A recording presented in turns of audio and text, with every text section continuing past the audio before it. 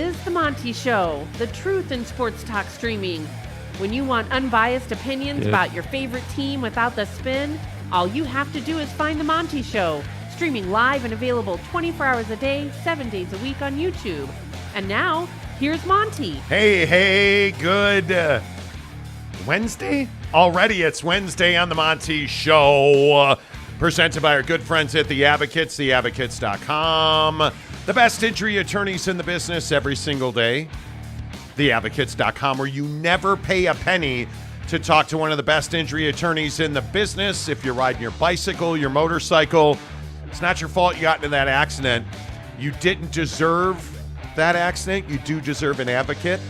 Talk to an attorney live online for free right now at TheAdvocates.com. A lot to get to today.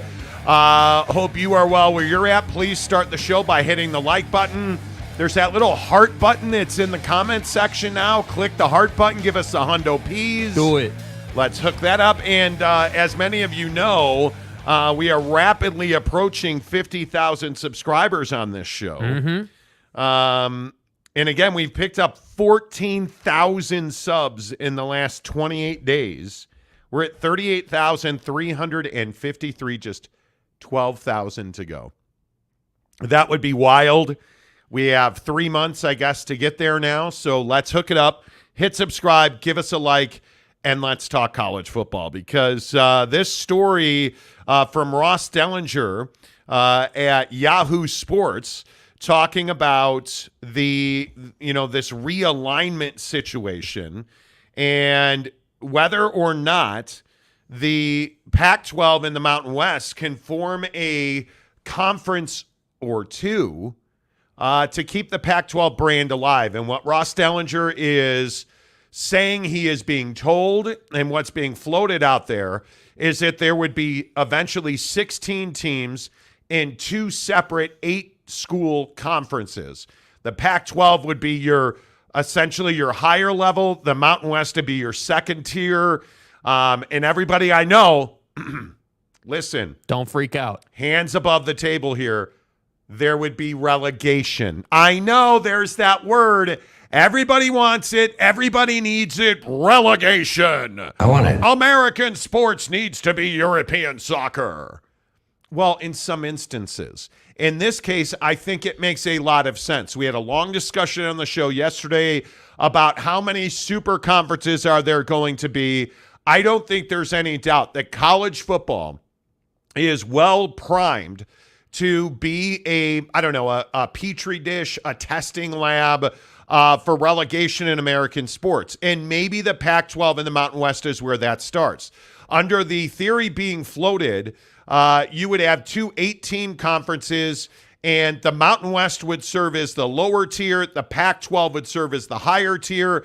You would have, from what I understand, you would have Washington State and Oregon State being obviously in the Pac-12 with 6 other universities. You would add an expansion to the Mountain West, 2 more. Now, Ross Dellinger floated South Dakota and North Dakota. Hey, that's great. They would go into the Mountain West as a lower tier, and you would have the bottom 2 teams in the Pac-12 relegated to the Mountain West, and you'd have the top 2 teams in the Mountain West promoted to the Pac-12. Jake, can it work, and do you like the idea? Yeah, I mean, I definitely think it can work. I think as far as, liking or not liking this idea, I think the most important part of it is how TV partners view this situation, because I think they'll view it in a really good way. I think anytime there is, drama, pride, the ability to make more money for your school, anytime any of that stuff is on the line on a football field, that usually produces pretty good games. And so I would think that TV partners would be excited about this situation. But let's say that this were to happen. I think if they were able to figure this out, we could see this be run out into the bigger picture of college football, right? I mean, we had this whole discussion yesterday on the show, Grum, about, 2 super conferences and where college football is going and the haves versus the have-nots. And so when I saw this Ross Dellinger story, it made me think like, hey, if they can figure out how to make this work and this is, successful even to a small, level, even if it's just a little bit successful, I wonder if college football changes, in the long term. I mean, a decade from now, do we see relegation in the big picture? Is there a more seamless process? That's what I think these kind of conversations lead to.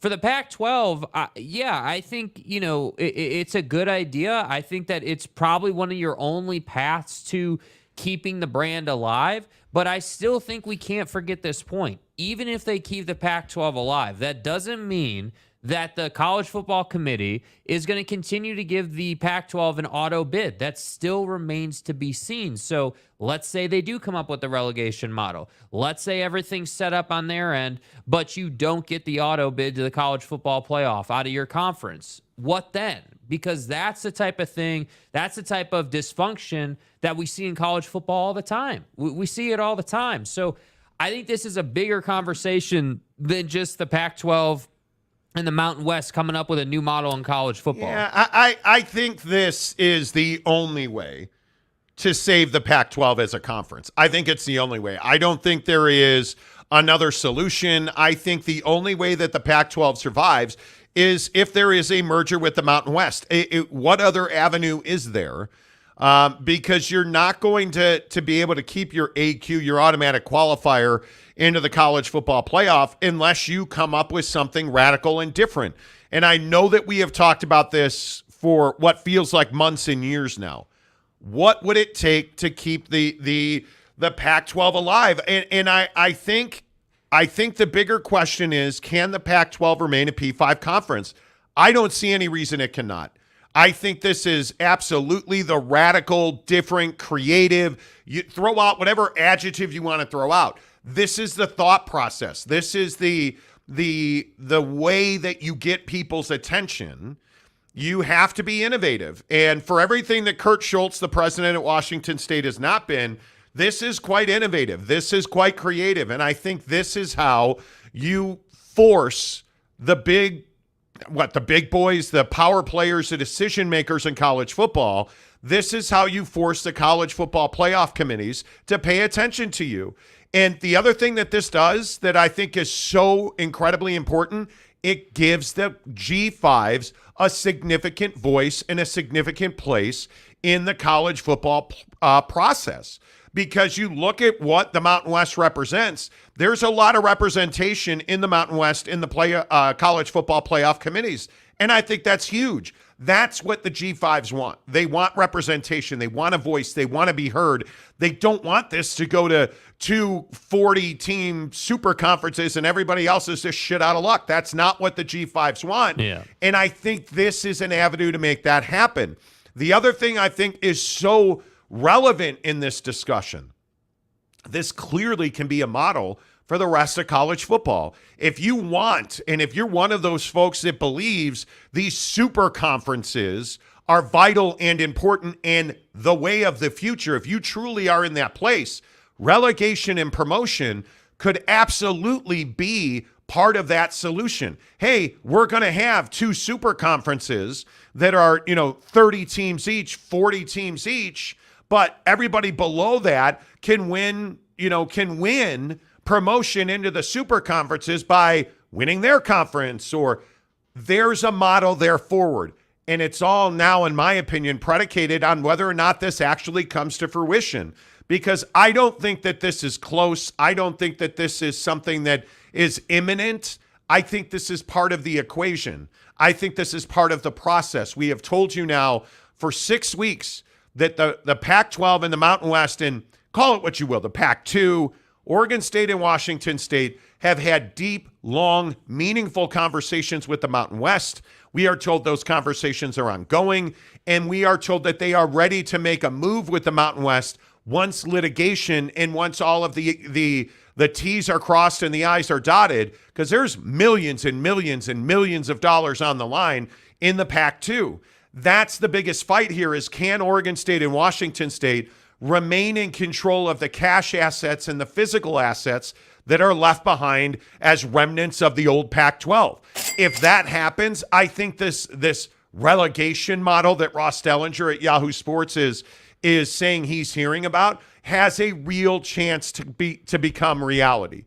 That's the only way this happens, because without the assurance that the Pac-12 can keep an automatic qualifying spot, without the assurance that the G5 is going to have control over who plays or have a voice in who plays for the national championship of college football, I just don't see how this can be realistic. Yeah, absolutely. And I totally agree. That's precisely what the G5s want. And I also think that, if you look at this conversation from a geographic perspective, this relegation model for college football works really nice. I mean, if you had, like the AAC as an example, attached to the ACC, let's say, or however you want to set it up, like there are ways that this can be done and have it work. And I think it's really as simple as saying to the G5s, hey, okay, you want to be in the conversation, you want that opportunity to play at the next level of talent in college football, then you got to go ahead and win your league or your conference or whatever. And then you can step up next season to that next tier. But is the Pac-12 worth saving? Because I think that's also a very big question mark. And, if you're a regular viewer of the show, we've talked about realignment and the Power Four.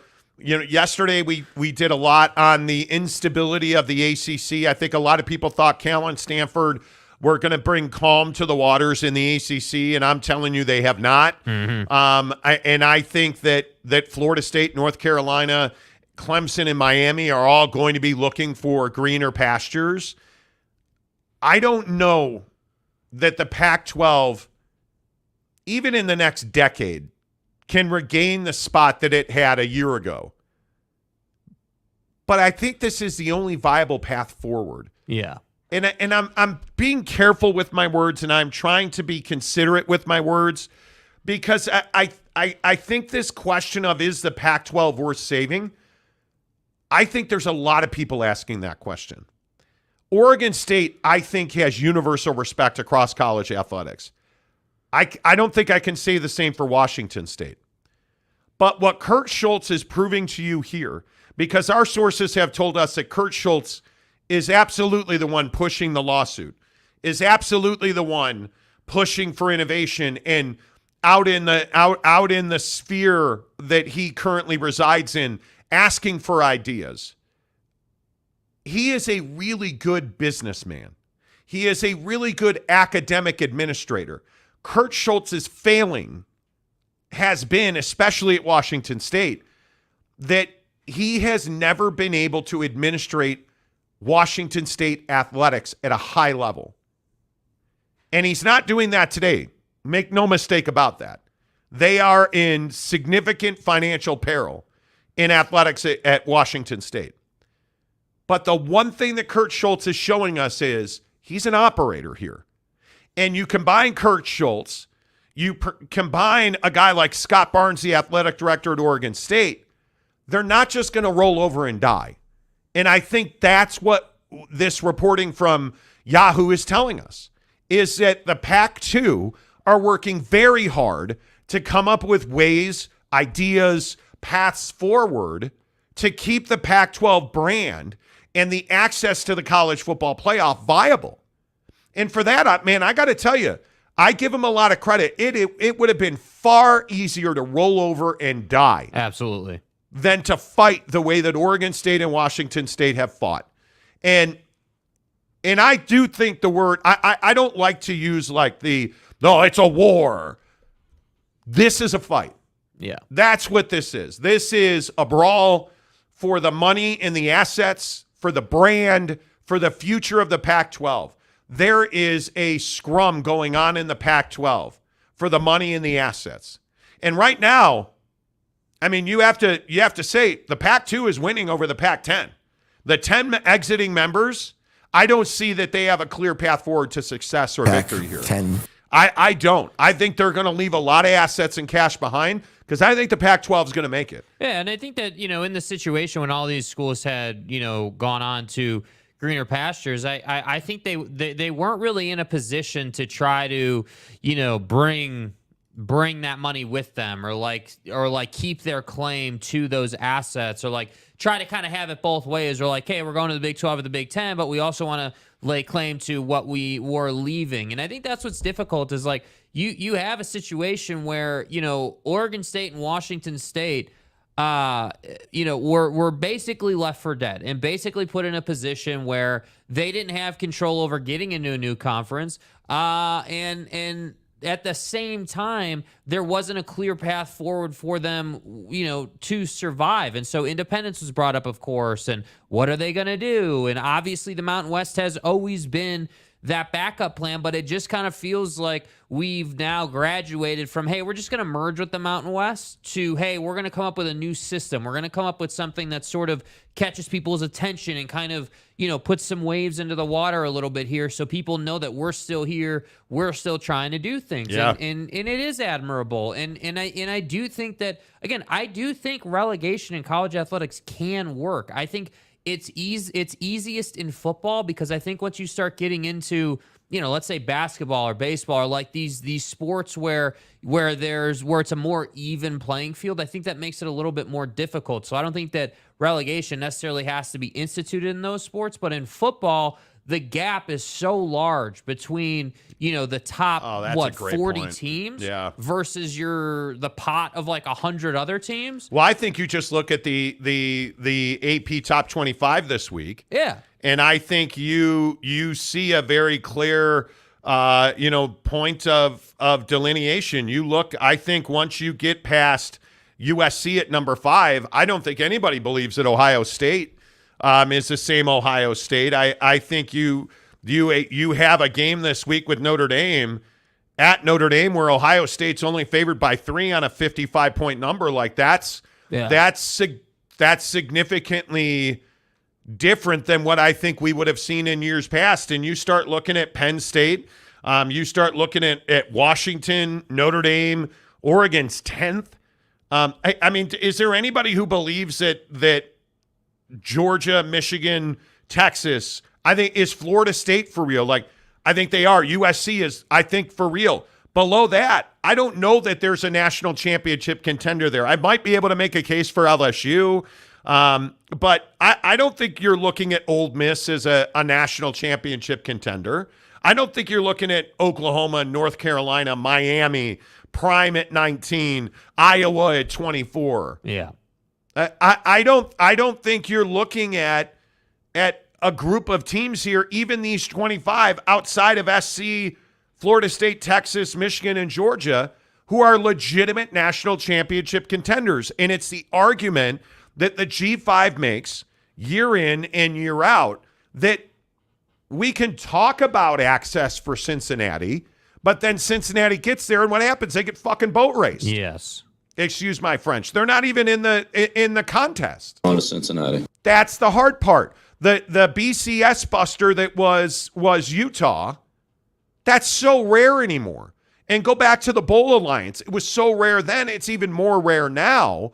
There aren't 40 teams with access to the national championship. Well, and imagine if the AP top 25, instead of being the top 25 teams currently ranked in college football, imagine if that was the national championship tournament of college football. How different would the conversation be if it was Georgia versus the 25th team? Well, we'd be sitting here saying that Georgia's got a free pass to the national championship anyway. So with all due respect to the G5 caliber school, like, that's why I think relegation could be good for you, because then at least you have the ability to say, hey, yeah, we did win. We did earn our way here. Like right now, you don't really have a way in. You don't have that thing that like legitimizes you outside of you running undefeated seasons out there. And I don't mean to keep going deeper and deeper into this, but the question that always comes to my mind is, do we need systematic change in college football with regard to how the national championship is decided?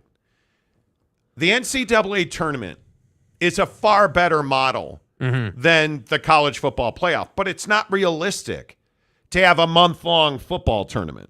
I just don't think that's realistic in football. The physicality of it, in a compressed window, like I just don't think it's realistic.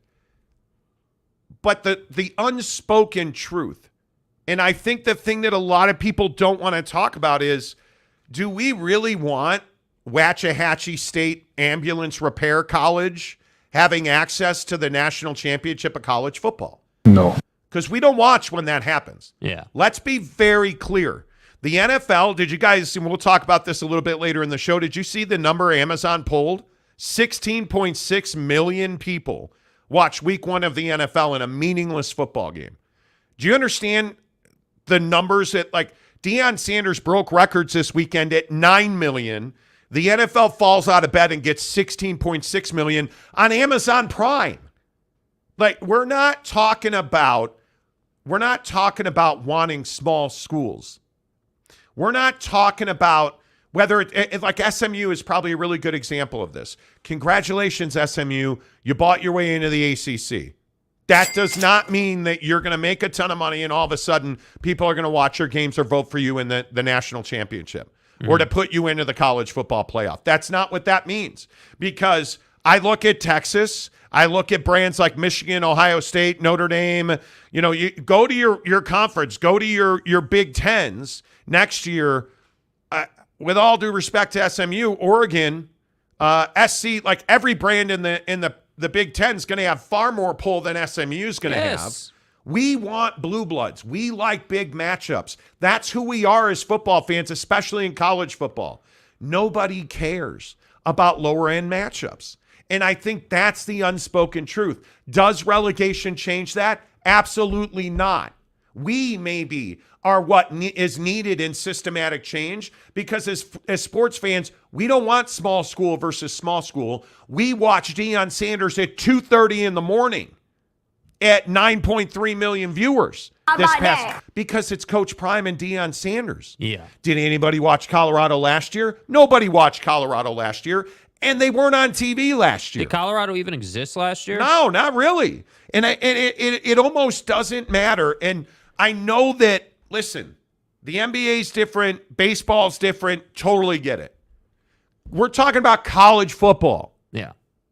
We want blue bloods. We want big matchups. Dude, the tournament, the championship of college basketball basically depicted that, right? Everyone's like, oh, yeah, we get these smaller schools and everyone has access and it's great. And then what did we get? A dud of a TV audience. And everyone's like, oh, is college basketball regressing? No, college basketball is not regressing. The problem is that NIL and the transfer portal have changed things, so now San Diego State gets a flash in the pan. And that's what I think people don't want to admit. And that's okay for that to happen in basketball. That's cool, because the run through the tournament and, like, you can Cinderella story that thing, and it's all good. But unfortunately, Cinderella story does not exist in college football. Right? Because, again, we got the closest thing I've seen to a Cinderella story in recent times with TCU, right? But ultimately, that team's gone now. Duggan's in the league. Like, that team's over with. And that's what I think is hard about college football. You don't get long-term success with any teams unless they're that top dog that can recruit at the highest level. And it sucks, that being in the NBA, covering the NBA for so many years, the San Antonios, the Utahs, the Milwaukees, you have to take your attention by force. Yeah. And that's what Cincinnati did. You look at BYU in the Big 12. BYU's coming out of a decade of independence. You look at BYU in the Big 12. We're going to do Big 12 power rankings here in 30 minutes. And you're looking at BYU being one of the top 5 teams in the Big 12 right now. They're taking their attention by force. Yes. That's what small teams have to do. Alabama doesn't have to work nearly as hard. A 2-loss Alabama team's getting in over SMU. It's almost good for college football that Alabama's probably going to be a 3-loss team this year. And what were you whining and complaining about in the pre-show meeting today? Oh, Oregon's got these color-changing shoes, those jerks. People care about Oregon's uniform. So this whole relegation thing, it's great. Do we need systematic change? Sure. If that's the life you want to live, go for it. Fight that fight, my man. We as fans need systematic change in our brains because we don't watch small school matchups. We want Alabama. We want Georgia. We want Ohio State. I want Notre Dame, USC. Give it to me. We're going to watch en masse as Notre Dame beats Ohio State this weekend. Yes. That is the simple truth about it. And the unfortunate part for the G5s is it's almost like, hey, how do you want to get your ass beat? That's really what we're talking about. How do you want to get your ass Do you not want to have access? Okay, you do want to have access, right? It's almost like, let's roll out a flow chart, right? Okay, Flow you chart. don't have access, so that means you got to go undefeated and be a national story to probably have any type of opportunity. Somebody call SMU. Hey, all them boys down there, not in Dallas, but in Dallas County, even though it says Dallas on the front of your jersey. It is what it is. Hey, boy, real quick question here. I know you raised $100 million, and I know you're giving away $100 million, but my only question is, how you won't get that ass beat, boy? I knew today would be shitty. I mean, but it's That's the truth, awesome, dude. It's that the is truth, awesome, bro. Like I love how this I'm still waiting for Boise State and San Diego State to come out and say we deserve our spot in the top league when this relegation model gets rolled out between the Pac-12 and the Mountain West. Because that's the thing that I think is also going to be drama-filled. Who are the teams out of the Mountain West that are going to be put in the top league?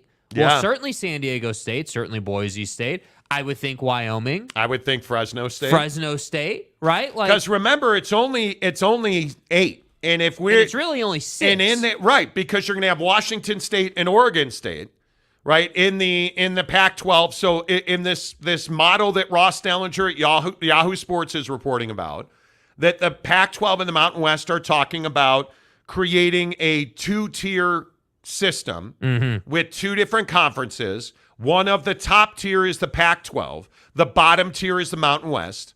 And you're going to have Washington State and Oregon State being the first 2 remaining new, whatever the hell we're going to say about whatever the Pac is going to be. So that's 2.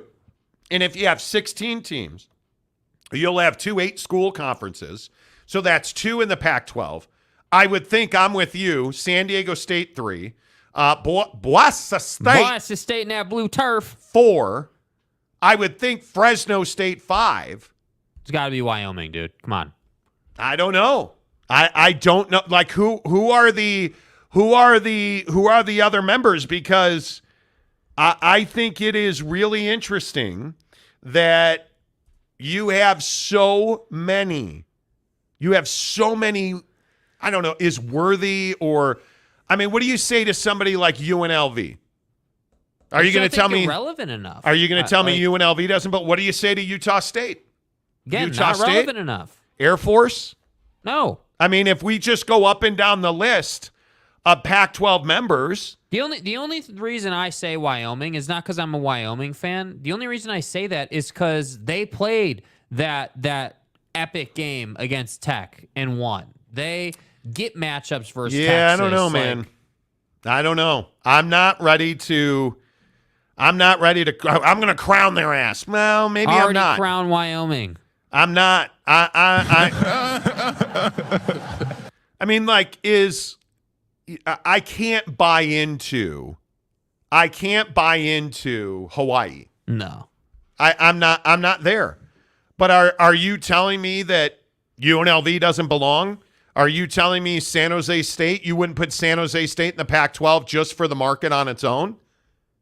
Just to have the Bay Area representation in the Mountain West or in the Pac-12, or you would have to almost. Mm-hmm. But I don't think there's any doubt that, what about Colorado State? Yeah. I mean, if we're having the conversation and you're Washington State, Oregon State, San Diego State certainly, Boise State certainly, Fresno State certainly, UNLV I think has to be there. I think Colorado State's probably there. I mean, I don't know how you say no to San Jose State. I don't know how you say no to San Jose State. Yeah. I know everybody's going to be like, what? But how do you say no to San Diego State? How do you say no to – those are all no-brainers. Yeah. How do you say no to San Jose State because of the market that they're in? I don't think you can do that. Yeah. Colorado State and UNLV, I think it is a death match. Absolutely. All right. Less of us, more of you. Get into the comments section.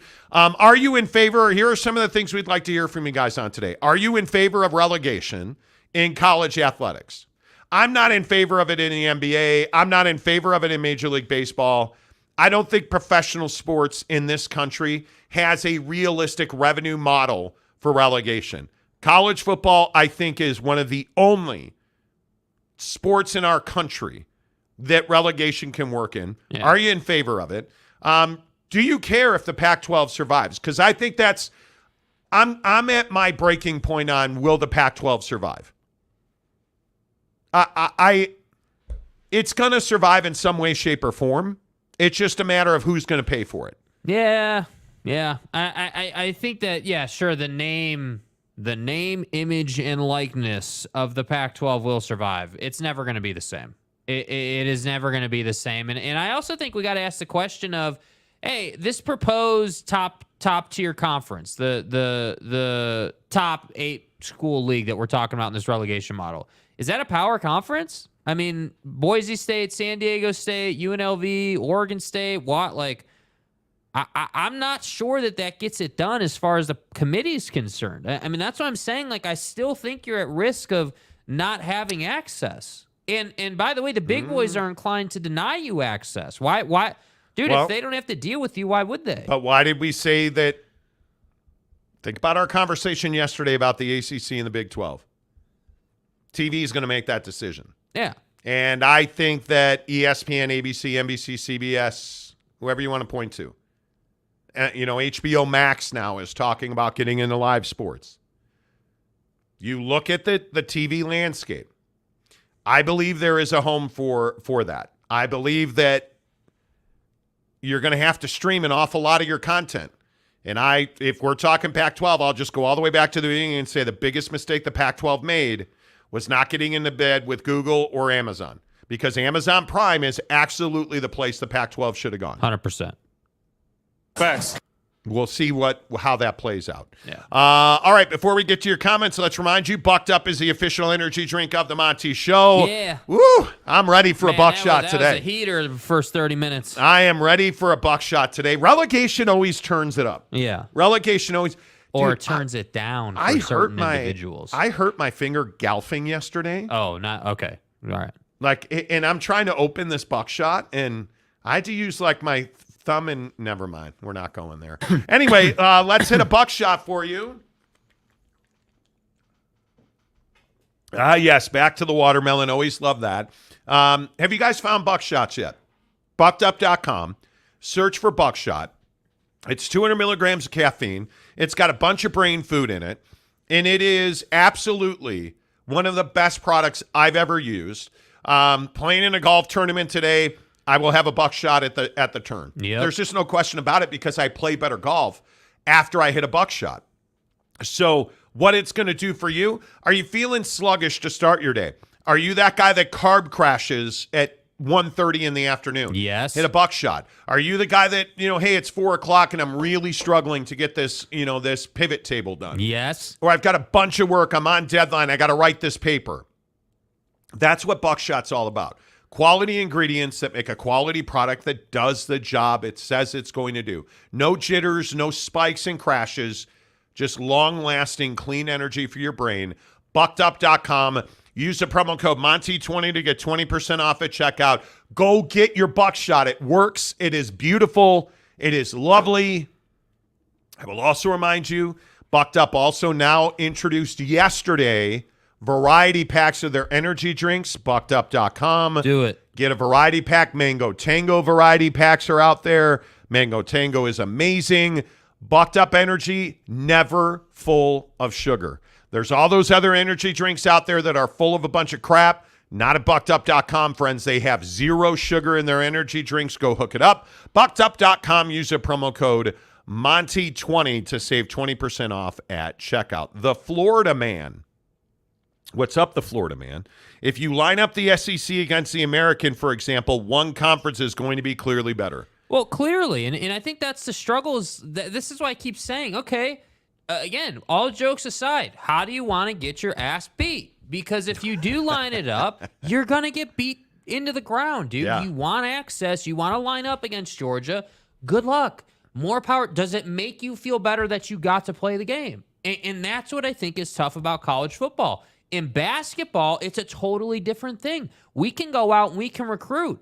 right? Because if we're like, imagine SMU in basketball having this collective and all this money, and they can go out and pay you and do things, and they can go get talent. Okay, SMU versus Georgia is a little bit different of a story on the hardwood versus the football field. That's the difference between basketball and football, and that's why relegation, I guess, is an attractive model to a G5. But I don't necessarily think that we're going to see some difference in G5 success in college football because you're still not better. Yep. Matt Ritson gives us $2. How about add Gonzaga, add Pac-12 for basketball? I mean, I think it's absolutely possible. I mean, we know Gonzaga and the Big 12 had long conversations, and Gonzaga just was not ready to pull the trigger when the Big 12 needed him to. I like Gonzaga. And I think the Pac-12 would very much like to add Gonzaga. But it's not done till it's done. And I think Gonzaga is a brand that's out there in the WCC, which is a really good basketball league. But I think Gonzaga owns the WCC. They're not going to go into the Pac-12 and own the Pac-12. They're not. Especially with the way college basketball is working these days, it's more and more difficult to win. Yeah. John Teal for $2. Memphis, Rice, Tulane, North Texas, and the Pac-8. Why? Why do we have to? Guys.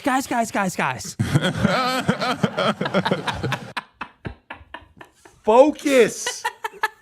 Why does it? Who the f*** is that guy? Why does it always have to come to this? God. Oh my God. We better add AAC schools. Is that Mike Oresco at the door? Here I am. The AAC and the Pac-12 had long conversations. And the Pac-12 said, no thanks. Pac-10. Regionally, it makes absolutely no sense Seriously. to make less money and travel more. Yeah. And I don't understand this fascination. And at first it was Oregon State fan. AAC, Mike Oresco's a god. Mike Oresco's going to save this beaver. I totally get it. But that was never going to work. Yeah. And I said from the beginning, it's not a fit. AAC's not a fit. You're stupid. You're fat. You don't know college sports, you dumb hick. Okay. Okay. And this is where hey, you're old, you're a Mormon, you're going to die soon. I'm not old, I'm not a Mormon, and I'm in perfect health. Sorry to disappoint you. That's where all that came in. Like, we had Oregon State fan calling us fat old Mormons. Okay, if that's how you live your life, sir, it doesn't make the AAC a better fit for fat old Mormon men to die at the age of 50. Sorry to break it to you. It still means the Mountain West is a better fit. God bless. The regional, there's less travel expense. They make more money. I know it's crazy. Please stop with Memphis and oh man. Why does Memphis want to travel to Corvallis multiple, probably 5-10 times a year? Vexes me. Across all sports. Yeah, they don't. Why would they want to do that? Yeah, they don't. Yeah, they don't. That's right. Yeah. That's right. Yeah. Zach Sloter gives us $5. Hey, guys, I'm in Utah. Tri-day trading. Let's go, baby. What did I tell you? Our viewers turning out in numbers at tridaytrading.com. I can only say it so many times. Here's proof. You guys are always like, you're making that up. Here you go. Bro, Zach, you gotta take some pictures at the Tri-Day Trading headquarters, bro. We need to see what it looks like, man. DM me on Instagram, SLC Jake. I'm in Utah at the Tri-Day Trading offices. You guys were totally right. By the way, Super Chicks is amazing. Too bad they don't have these in Iowa. Super Chicks is amazing. And we've decided that the deluxe at Super Chicks is the way to go. No, it's a bit but anyway, the point is, here you go. Here's another one of our viewers, not Bacavo. Here's another one of our viewers going to tridaytrading.com. Here's another one of our viewers telling you it's amazing. Tridaytrading.com. Stop complaining about your boss. Stop complaining about going back to the office. Get to Tri-Day Trading. $10 for a 30-day trial membership. That's all it takes. That $10 is a charitable donation. They give it right to charity, so it's a tax write-off. When you graduate the Tri-Day Trading program, they're going to fund a trading account so that you spend their money on your first trades, not your own money. And when you make money with their money, they give you 80% of the profit at tridaytrading.com. What's the matter? Okay, in our members-only group, Teddy Wayman, the guy, Tile King of Utah. Yes. Dude, Prize Picks has options for more or less on Call of Duty. Yes, apparently. they do. Dude's got like an 18 pot working here of more or less on 36.5 map kills. What are we doing? I love Prize Picks, but I am not wagering that Monty cash on bros that are playing Call of Duty. I'm not willing to do that. I am not here for that. Zach, thanks for the note. Mike Smith, is Tri-Day Trading Offices code for Scientology auditing stations? I sifted through all that. What? No. Daniel Dixon, fat people are just big bone. They like food. Yeah, I'm big bone, man. Fat? It's a gland issue. Hello? I'm a man. I don't know what It's is. a gland issue. It's a glandular. Hey, bro, I'm not fat. It's a glandular issue. Right, but that glandular issue made you fat. That's not the point. It's That's my not glands. what we're about. Yeah, my glands are. Okay. Some have roosters too. Okay. Christopher Shannon, why the F do you care about TV numbers? Do you own a TV network? Why do you care about corporate well-being? Why wouldn't I care? Yeah. So let me get this right. Because I said earlier that Amazon Prime Sports announced that in total, 16.6 million people tuned into the NFL in week 1 on Amazon Prime Sports. Massive number. Yeah. And I think it's really important because what the NFL is proving and showing is that 16.6 million people had a flawless experience and that they can turn out the NFL, the biggest sport in the world, the NFL.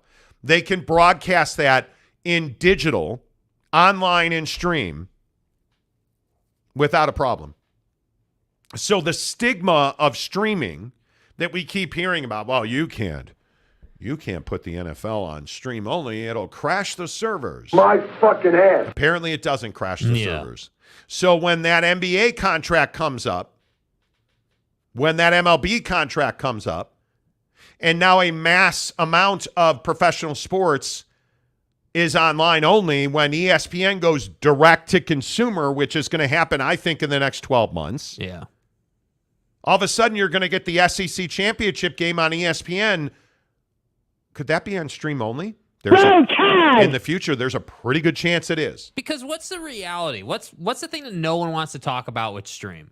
All the old heads in the room want to say, oh, there's no way the servers can handle it. They're going to be broken and not going to work. No, dude, the reality is you don't want to learn how to work your iPhone and get on ESPN Plus. And the reality is all the youngins in the room already know how to do that. They already pre-ordered the iPhone 15. They're ready to go for Ohio State, Notre Dame on their cell phone on YouTube TV. Yeah. Man, this is the wave. This is the new thing. I've already got Amazon on my phone, man. I don't have to work hard to go find that game. By the way, when I'm running the errand for, the girlfriend that I don't want to run and football's on, I can just pop open an app, have the game on my phone, and we're good to go. I don't miss any of the action. And that's what I think people don't want to admit in the comment section or just in life. Like, you have to care about what your TV partners are doing, because if you want to roll out a relegation model, ESPN or Fox or at a minimum CBS Sports Network, the current TV partner of the Mountain West, has to buy into that. So it matters. It absolutely matters. Well, and I think Andrew Streeter makes an interesting point. I get Oregon State and Washington State not wanting to let go of P5 status. Absolutely. But a gimmick between those two entities won't move the needle in the eyes of the playoff committee. So let me ask you this. Is it a gimmick? Or is this model to try and build a relegation system between the Pac-12 and the Mountain West, which is being reported by Ross Dellinger at Yahoo Sports? Is this a gimmick or is this a legitimate business model? I think it's a legitimate business model. I think when you look at what relegation represents in college football, it's things like Colorado College. It's things like, any of the bottom feeders in, the Vandies, think of the Connecticut footballs. Think of the Northwestern football. Any of those irrelevant universities in sports bumping down a tier because they don't win football games. And I know that this is going to please Jake, and I'm sure that he's pleasing himself over it. Right. But winning on the field's going to matter. Finally, winning on the field's going to matter. Yeah. And I think if you are San Jose State or UNLV or San Diego State and you've been beating the drum that you deserve a seat at the table, go win football games. Prove it. Because San Diego State, which humiliated itself over the last 6 months, has this beautiful palace at Snapdragon Stadium in a beautiful region of our country in San Diego, yet nobody goes to San Diego State home games. That's a problem. It's not the best situation, and we all know that. And maybe Brady Hoke doesn't get a free pass for 5 years. Maybe if you're going to get relegated and it's going to cost you money, maybe we'll actually be serious about getting out and recruiting. Maybe we won't cut budget on those, hotel rooms in Los Angeles because we don't want to pay the money to recruit. Well, yeah, but you're going to get relegated and lose TV money. Well, yeah, maybe we should fly those kids in for a football game at Snapdragon. Maybe you'll take it more seriously. Yeah. And I think that's why I don't believe, Andrew, that it's a gimmick. I don't think it's a gimmick. I think it is a very, very serious deal. I think it is simultaneously the only way to survive, but and also the new age. It's finally an idea. I mean, think of it this way. When's the last time we even had an idea that we could table about, hey, what's the direction? Because, obviously it was the BCS. Now we have the college football playoff. Like we've seen progression, but the college football playoff wasn't like a radical change. Like we just sort of massaged the situation to give us a little more control. Well, look at Midnight Musing. As a Liberty grad, dude, think about what Liberty and BYU represented to Liberty last year. Yes. You guys remember that game? Dude. My God. As a Liberty grad, we're lucky to get any attention on the networks. G5 schools don't get what they deserve. They get what theyve earned. Man, I think that's such a good point. Facts. That's totally facts, dude. Great point. And I think Liberty's a perfect example of a team that beat BYU as BYU moved on to P5 status. Yeah. And now, they're doing great. They've earned it. BYU's absolutely earned it. But that doesn't mean that Liberty's less deserving. Oh, yeah, it does, because a million people don't watch Liberty games, and BYU sells out, and BYU's got a fan base, and BYU draws TV, and BYU sells road tickets, and G5 teams get what they've earned. I think that is an excellent point. Real quick, Football 50 with breaking NFL news coming up here in 60 seconds. Teddy Wayman, the Tile King of Utah. Sup, guys? Sup, dude? The COD Call of Duty. Entry is from a trusted source, quote unquote. Trust me, bro. Have a great day, y'all. Here's the thing. Is Call of Duty still the GOAT? Yes. They're remastering and re-releasing all the old maps. I'm here for it. Listen, just really quick. I know we got to get to football fit. Listen to some of the names of these players that he's got more or less on. Halzerk, less than 36.5 map kills. Perfecto, less than 36.5 map kills. Waxic, less than 36.5 map kills. Like, dude, what are we playing? Are we playing cage match or free for all? Like, what are we working with here? Like, are we talking about the guy that runs around favela no scoping, or are we talking about the dude that's shotgunning people in the hallway? Like, what are we talking about, dude? Hey, what about the camper, bro? Camping's realistic.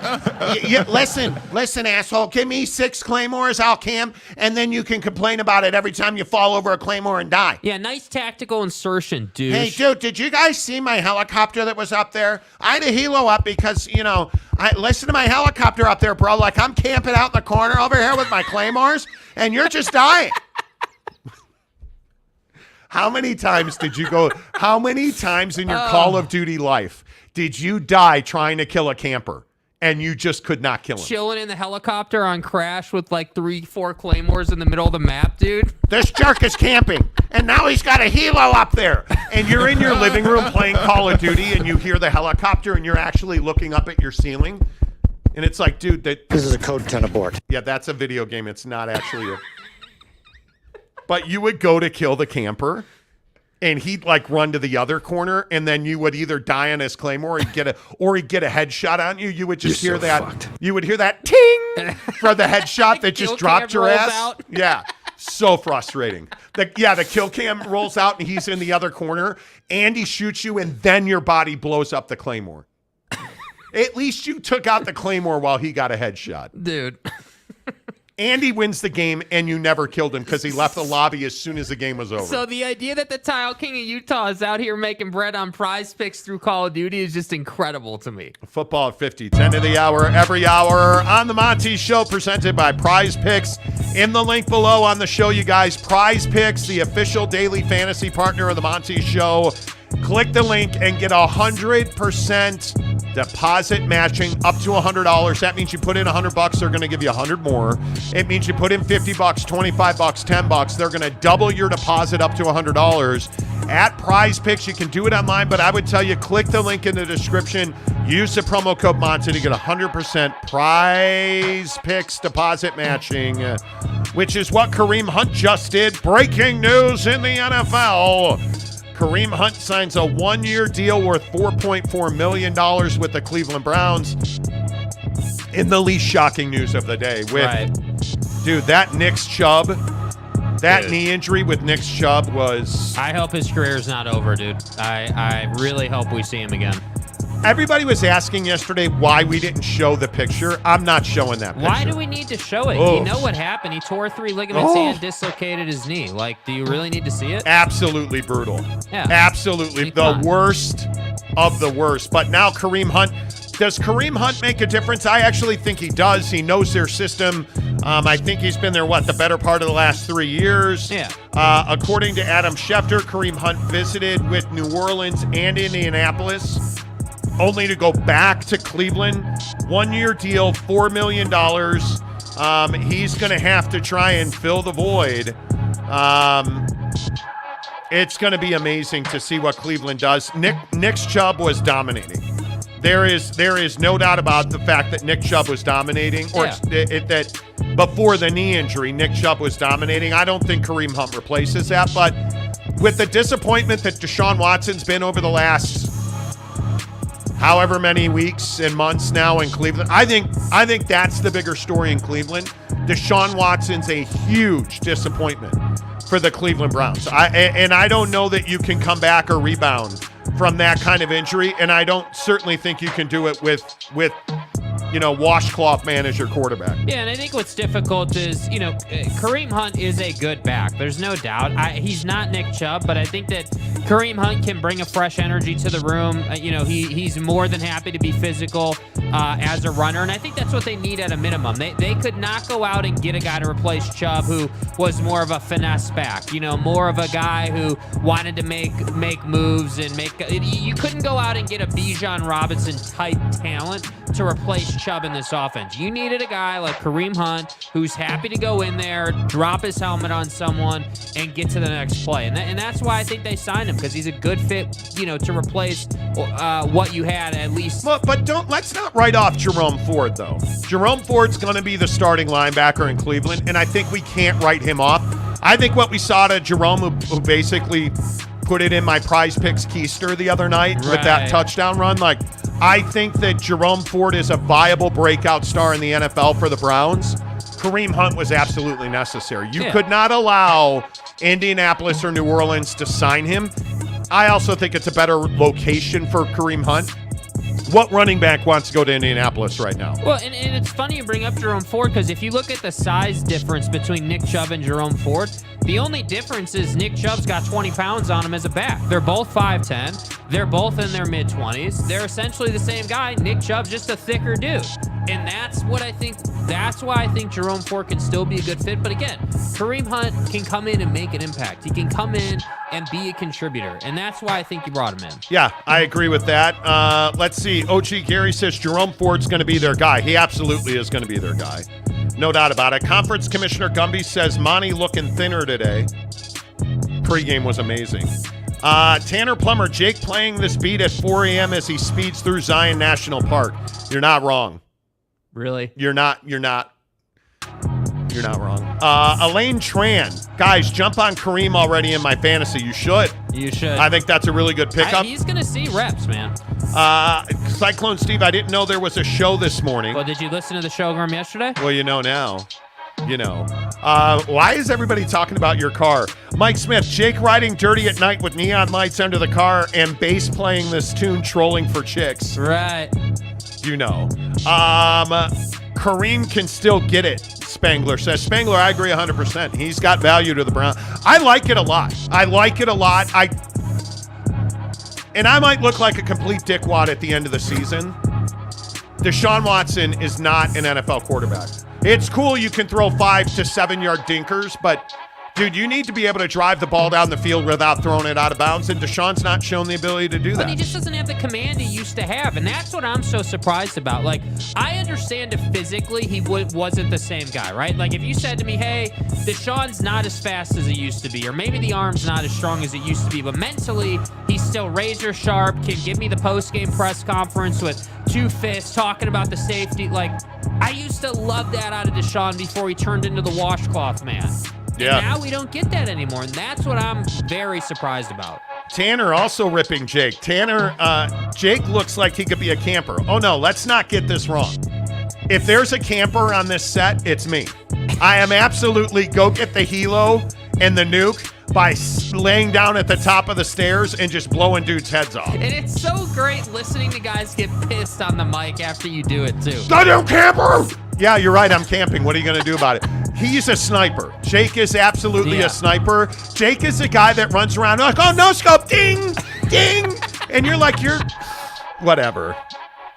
Give me the M4, bro. Ding. Like, just. Conference Commissioner Gumby, cross-map crossbow. Yes. Jake has done that before. When you could go up in the sky. Dude, I'm the guy that starts the game by throwing a grenade across the map and getting 5 kills. That's my jam right there, dude. It's my jam. Speaking of Tanner Plummer and stupid Eagles fans, did you guys see this mix-up with Fanatics? Look at what Fanatics did to Philadelphia Eagles fans. Yeah. Anything wrong with this picture? Other than the fact that the letters and the numbers are completely crooked. Look at this guy's jersey. Look how crooked that number 1 is. By the way, how much deodorant do you need, boy? And by the way, are you really an Old Spice guy? Okay, what kind of deodorant are we using? There is no Old Spice guy left. Well, apparently in Philadelphia. I'm going to guess based on this guy's bathroom sink. I'm going to guess homie's a South Jersey bro. I'm going to guess. Yeah, Buddy's wearing a white shirt under the jersey, too. That's never a good sign. Look how crooked that number is, you guys. Look at this poor guy's T-shirt. So, unless you're one of those fans, you would not know that the Kelly Green Philadelphia Eagles merchandise is by far the number 1 selling merchandise in the NFL right now. And Fanatics says that this jersey, the Kelly Green jersey, is going to be the number 1 selling jersey of all time. And they don't know why the numbers are all crooked. I'm guessing because the guy who runs your printing press is drunk.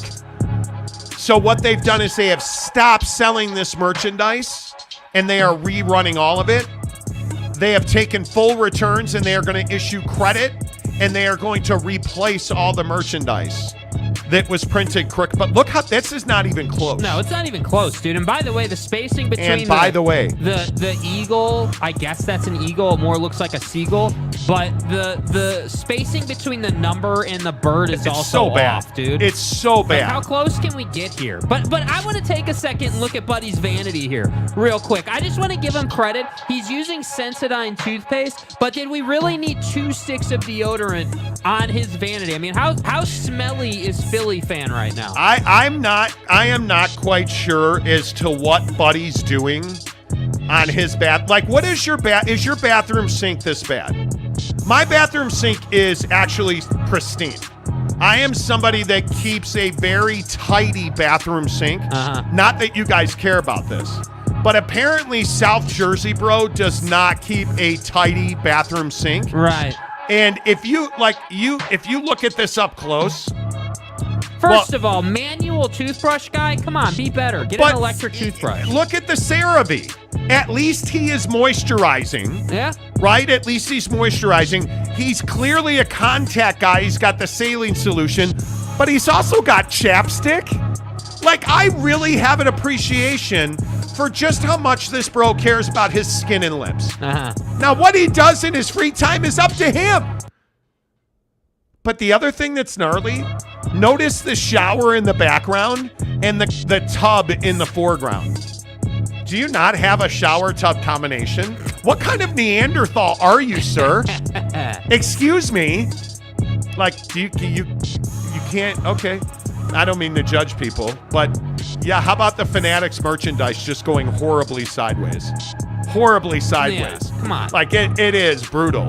That mirror's nasty too, Roundabout says, dude. But do you expect anything less than toothpaste blowback all over them? I'm hoping that's wow, this came out wrong. Anyway, I'm guessing that's out wrong for him too. I'm guessing that's splash marks from the toothpaste. But I don't know if my mirror is clean or not. I'm not, whoa, comment dump. Lopes fan Gabe. Hey, Gabe, screw you and Spencer Strider. Yeah, dude. Nice job last night, bro. No way Spencer Strider gets to 10 strikeouts. Quote, that's a risk I'm willing to take. Lopes fan Gabe, that's not chapstick money. Buddy got the herp. Oh, what? my God, dude. Stop. Chill. Stop it. No. Mr. Downtown for $2. Oh, God. There's 2 Old Spice deodorants because his girl uses it. Oh my God, dude. Chill. Oh, my God. He don't know clean bathroom. Gabe is right. What? That is not normal chapstick. How do you know? Breva is cold sore medication. Is that what that is? That's a what Breva? that is. Look at the tube right here. That's a, oh my, you got it. Oh my, are you serious? That's a Breva. Bro, no. So my guy's got face herpes? Dude. He is an Eagles fan. I mean. Right there. Right, yeah, that one's fine, yep. That's exactly what that is, dude. Look at Gabe with the spot-on reference, dude. Gabe, are you? Is this by the way, how did you know that, Is Gabe? this a personal use thing, Gabe? That you're saying that I have questions. This dude's got the herp cream on his. I'm a terrible person. Are you telling me that's what that is? That's exactly what that is, dude. Look at that right there, dude, right there next is. to the toothpaste. Can I just ask though, Rick? Okay. What kind of assholes are we that we're picking on a guy's bathroom sink when he put a picture up? Listen to me. Wait a minute. Are you telling me, South Jersey fella, that you didn't know that you were going to get dissected on your bathroom sink for this? You couldn't have zoomed in a little more? Yeah, really? Come on, dude. You couldn't have squared that up and cropped that a little bit? Come on. Well, he's not an iPhone Pro Max guy either. Look at that crappy iPhone he's rocking. Yeah. It's like an iPhone 6. There's so much going on in this picture. But hey, the positive sign is he's using Sensodyne, which is, Tony, hey, Tone, you should move on from that Axe body spray when you graduate 8th grade. Mike Smith, I knew it. This is why Eagles fans are always so bitter. They have herpes. Oh, my God. Dude. Brutal. OG Gary, that's a poor people's iPhone. Losers, get a Pro Max. Look at all the lenses and stuff. Yeah, what are you, a G5? Come on. I am, as a recovering cursor, I just saved myself from saying nice job, dude. I was. Yeah. Turn the drops back up. Wrong one. I'm recovering. Yeah. Lopes fan Gabe, but what's with the Axe murderer eyes, dude? Yeah, that's yeah. Bro. Yeah. Bro, you're not even wrong. He isn't, but this guy, I almost feel bad for him because we are terrible people. I mean, we're just reviewing the game tape. Like, what's the problem here, dude? I mean, if you look at, he does, not only does he have a crappy iPhone, but I would agree that he looks this is don't look at my mugshot, bro. Like if you would just look at his head and the phone, he does seem to be a little too serious. Mm-hmm. And he I'm does gonna get medieval on your like ass. he Oh does my God. seem like Bro. that. I mean, I would also say, hey, you need to get back to the barber. We got to get freshened up.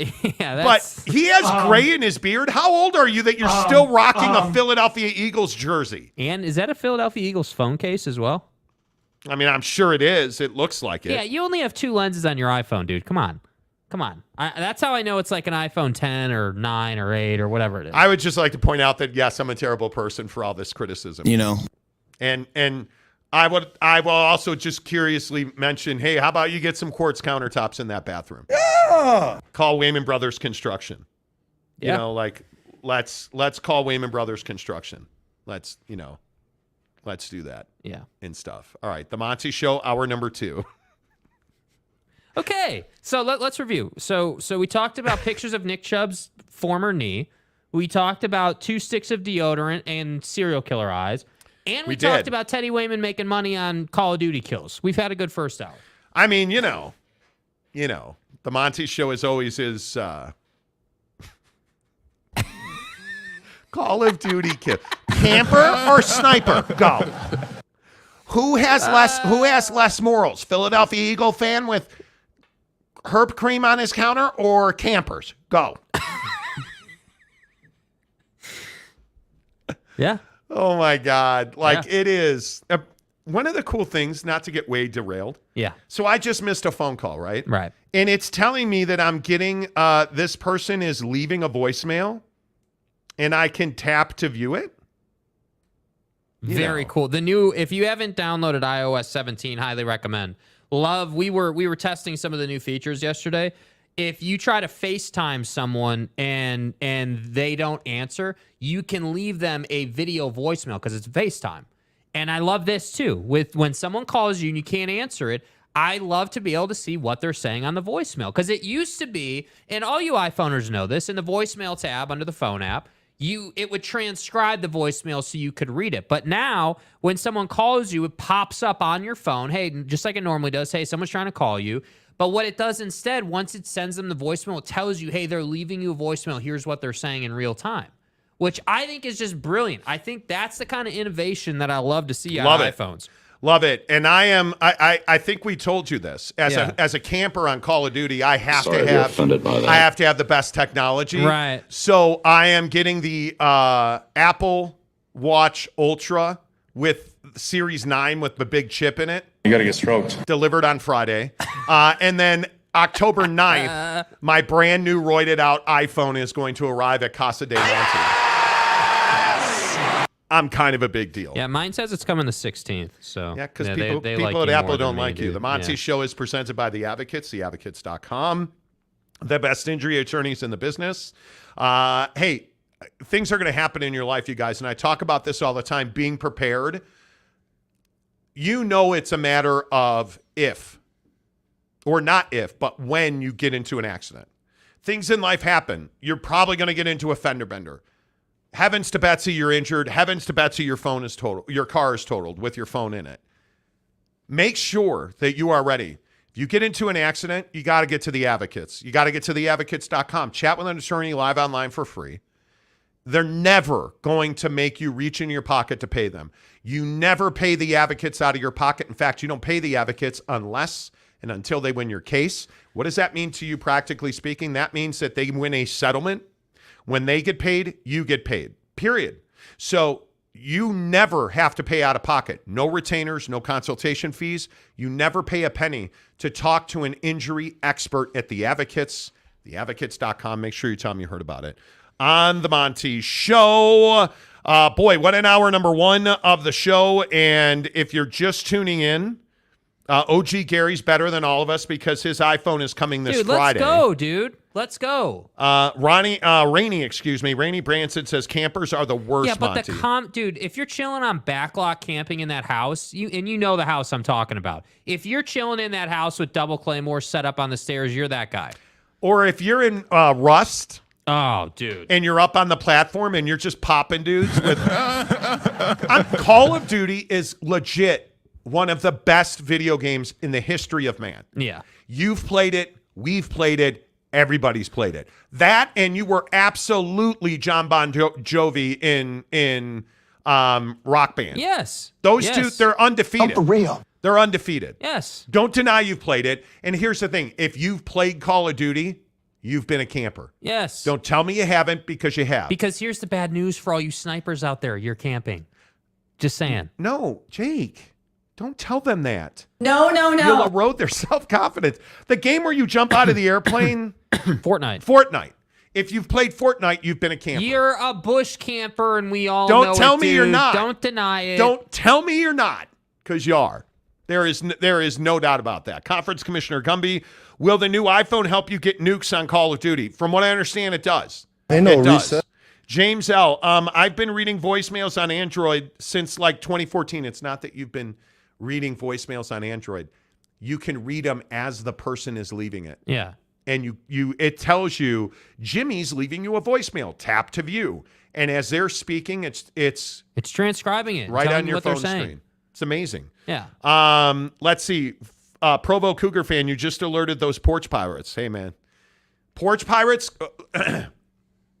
Campers or porch pirates? Who's worse? Go. Seriously. Campers are worse. I know, right? LOL, James. But you guys, this is much like Coach Prime. Yeah, for real. If you like Coach Prime, you're all in. If you hate Coach Prime, you hate iPhones too. It's funny how Buddy with the 2014 Android still is always complaining about his battery dying, or, Google Maps led him the wrong way, or, they don't have great service because the antenna in their phone isn't as good as the iPhones. Like, there's always some sort of issue with that piece of garbage in your hand known as an Android. And all I'm here to say is, dude, if you hate iPhone, that's fine. That's fine. That's your problem. Eventually, just like the G5s, you're going to wake up and realize you got to do something different. And doing something different is coming to Team Apple at some point. Mr. Downtown, these two Old Spice deodorants because his girl uses it. Yes. Matt Ritson, try not use black flashlight, dirty bathroom. Oh, my God. Can you imagine doing like one of those UV lights on this guy's bathroom sink? Look at that thing. Nah, bro. Nah, I'm good. Nah, I'm good. There's no change. You guys love this guy's bathroom sink. Yeah, dude. Eric C., a morning show. Don't tell me Driftwood's going to be here for this one. Eric C., my guy in Santiago. Good to see you, Eric C. Have you been to Snapdragon for San Diego State? Oh, he game? has. He has. I'm just trying to understand, because not a lot of people have been going, they say. No, the pictures do not lie. Aaron Wilson, what's up, my guy? $2. You boys play Rust. I love Rust. Oh, yes. If you can get up to the platform, and if you know all the shortcuts to the platform, dude. And you have a 50 cal on your back, we're good to go. You're good to go. You got to be strapped twice, though. You got to have an assault rifle, and you got to have a sniper rifle. You got to be rocking overkill, dude. You overkill. Have to have That's it. Have to have it. Thank you. Absolutely right. iPhone lovers love Prime. They do. Yep. Roundabout. Oh man, I hate Prime, but I'm open to a new iPhone. So wow. Whoa. Did you feel that? That was like a shift in the force. No, that was the vernal equinox. Oh. Hey, Tone. High-end Android phones always have better battery power than iPhones. Not anymore. Please. Category-leading battery life in the iPhone and in the new Apple Watch.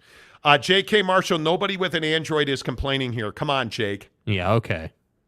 Are Android the guys that always feel inferior? Yes. I think so. And it's my wife hates iPhones. She was a Note person all day long. And I'm feeling it.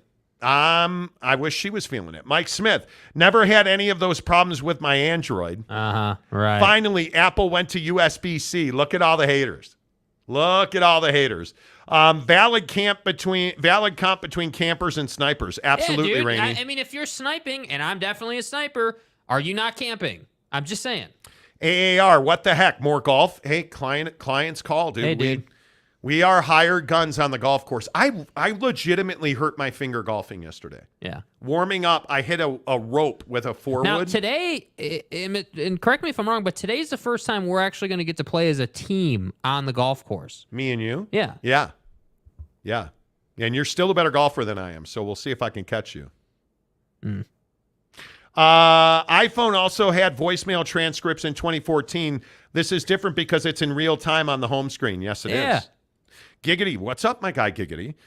You know what else Android users hate? A monthly payment on an updated phone because they increased the screen size by 2 millimeters.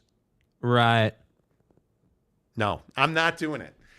Giggity, I'm not playing your 2 millimeter game. I'm not doing it. Yeah, Giggity's a 2 millimeter guy. He's familiar with that. I've heard that about you. Yeah. Harry Austin. Jake got lost using Google Maps, it seems. That's a Jake issue. That motherfucker don't miss, man. I am an Apple Maps guy all day, dude. Jake, hey, how do I say this? Do not ask Jake to be your navigator. He's terrible at it. What are you talking about, dude? I am a good navigator. You always know where to turn like 5 miles ahead of time, and it's not my fault you fall asleep doing 80 in the fast lane on the freeway. Tanner Plummer, our campers team lean? I would guess. I mean, they're camping. J.K. Marshall, Apple equals the emperor's clothing. Okay. I will say that I'm the guy that, like, I know I have to get off at Main Street. I'll be in the third lane just daydreaming, and I'll be like, all right, Main Street. All right, see you later. And Jake will be like, there will be like 200 feet before I have to get off the freeway, and he'll be like, hey, man, you should probably get over. Couldn't tell me that a mile ago. Roundabout, I am a current Android user, but I'm leaning hard into the new iPhone. Thank you. You should. Go ahead and try me then. You should. Campers are team squat. Thank you, Gumby. Yes, we are. I have no shame in being a camper. I'm not. My mind does not work the way these 30-year-old ting, ting, ting, ting. That's not me, dude. I want my claymores and I want my shotgun. And it works. And those high capacity ones in Call of Duty, I'm getting a jet and a helo. I can't wait for my iPhone 15 Pro Max to get here. The new iPhone is a game changer with USB-C and the new camera and the new chip. Yes. iPhone. Let's see. Aaron Wilson. Okay. There is a video game FPS survival called Rust. Oh, is there really? That's a map on Call of Duty. Yeah, I didn't play that. I have 3,000 hours in Rust. I got excited. Okay. Oh, yeah. Sorry, dude. We weren't talking about that game. Whew. My bad. All right. I say we get back to sports talk on the Monty Show. Hey, Monty. Good. I'm like fired up. Great job. I appreciate you guys. You're like, let's go. Yeah, dude. Bringing the heat in the morning. You know what I love about this show? Number one, the fact that you guys give us a thumbs up and hit the like button, that you subscribe. We are rapidly approaching 40,000 subs. Trying to get to 40 and then 50,000 by the end of the calendar year. Well within reach if we keep this pace. Tell a friend. Let them know they need to subscribe to the Monty Show. Hit like. Give us a thumbs up. Appreciate that. And I want to remind you that the official golf course of the Monty Show is Canyons Golf in Park City. $60 with a Utah ID for a round at a luxury resort-style golf course. Dude, you cannot beat it. We are up there. We're going golfing with our guy Dylan this weekend. Mm-hmm. We love to golf with our listeners. You guys want to play golf with us? Hit us up on the DMs. Let's get out and play around. At Canyons Golf in Park City, you play there one time, and trust me, you will never want to play anywhere else. Resort-style golf, the best fairways, the elevated tee boxes, the greens are challenging, the carts are GPS. It's amazing. Canyons Golf, the official golf club of the Monty Show. And it is time for Big 12 Power Rankings. And one of the things I think is so shocking about this football season has been the struggles of the Big 12. And I know we've talked about this a lot through the first month of the season, but Texas really is the only team in the Big 12 living up to where we thought they would be to start the season.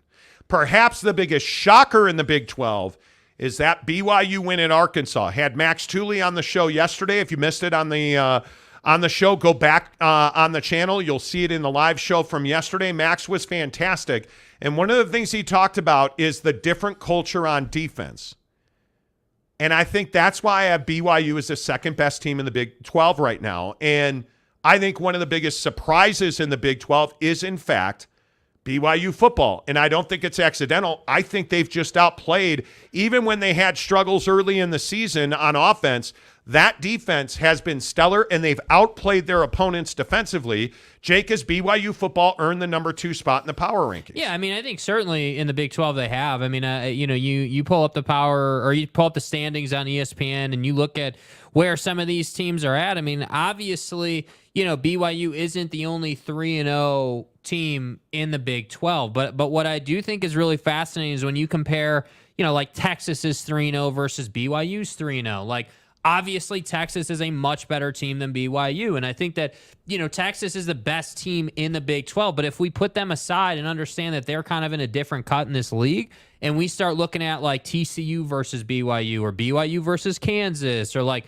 comparing BYU to some of these other teams, I mean, I'm in agreement that BYU currently, with the way they're playing football, after beating Arkansas, is in this group of TCU, Kansas. You look at, K-State certainly. Like, obviously, K-State's had a couple of question marks here, but I think overall we know they're one of the better teams in the league. So, yeah, right now, I think you have to put BYU certainly in the top half of the Big 12, and I think you can make a case that they're top 3, with Texas being number 1. So, again, they got to keep winning. They got to show us that they have that consistency. Again, as we mentioned on the show yesterday, if you can come out and beat Kansas this week, I think that would do wonders for your season, especially considering your schedule and what you're going to face and when you play Texas this year. Like, you can easily become bowl eligible if you win this game, because the way the schedule projects out, you're going to have losses through the middle, but you will finish strong. And I just think that BYU can be in a strong position to end their first year in the Big 12. But what does that require? That requires you to not be fat and happy on the Arkansas win. That's right. That requires you to stay disciplined and continue to improve and continue to get better, and understand that 180 yards out of Keaton this week is probably not going to be enough when you're playing Kansas. And the wild thing is the anticipation of the Kansas BYU game, and remember that's in Lawrence. It's a huge game. Yeah, sold out. Jalon Daniels is a stud. He's probably the best quarterback in the country that nobody knows about. I think this is a huge game for the Big 12, because whoever wins this game clearly has a step on everybody else. And I look at some of the other storylines in this league, and I don't think it's harsh to say it's been a down year for the Big 12. And I was all in on Texas Tech. Mm-hmm. I thought they were absolutely going to wreck them. And it's been a disappointment. I think Tyler Shuck has gotten exposed a little bit here. I think Joey McGuire had not a free pass, but there was a lot of Joey love. Yeah. Now you got to go win big football games. I think Texas has lived up to the hype, beating Alabama. Massive win. But who else in this conference is going to step up and lift the league? I have to believe that TCU and Sonny Dykes are going to show us that we have not seen their best. I will again say TCU is an October-November football team. Mm-hmm. I have to believe Texas Tech bounces back. The one team that I don't believe can bounce back is Baylor. And I hope I'm wrong, but I do believe we are seeing the last days of Dave Aranda in Waco. Mm-hmm. Because there's nothing there. There's no it factor for Baylor right now in the Big 12. And I think that's a huge problem for the Big 12, because I think the Big 12 needs Baylor to be good. But if I go up and down and I look at – I don't think there's any question Texas is number 1. Yeah. I don't think there's any question that BYU is number 2. But isn't Oklahoma number 3 right now? With the way that Oklahoma has played and what's left in front of Oklahoma, and I look at their schedule, and I understand SMU, Tulsa, Arkansas State are not world beaters. Yeah. But they have an opportunity with their schedule to really win some impactful games. They had better pound Cincinnati this weekend. Yeah. I think that's huge. But I think if BYU beats Kansas, you're not dropping BYU out of number 2. No. And if BYU loses to Kansas, doesn't Kansas leapfrog Oklahoma and become the number 2 team in the league? Yes. I think that much is on the line in Lawrence this weekend. I think this is such a big game for both BYU and Kansas. This is a game that potentially puts Jalon Daniels on the map, because I just think he's such an unknown quantity nationally. I think everybody in the league in the Big 12 knows who Jalon Daniels is. I don't think nationally he's gotten that run, and I don't believe he's gotten the credit he has earned at Kansas. I think that much is riding on this game. Yeah, and I think there's a lot of that in college football right now. A lot of hey, we know who you are, like we've heard of you, but we don't know who you are exactly. Like you can say that about Colorado, you can say that about Kansas, you can say that about Texas, you can say that about Bama, you can say that about Ohio State, you can say that about Notre Dame, right? Like there are a lot of these schools right now in the Big 12 and outside of the Big 12 that have question marks on them, and yeah, I do think that.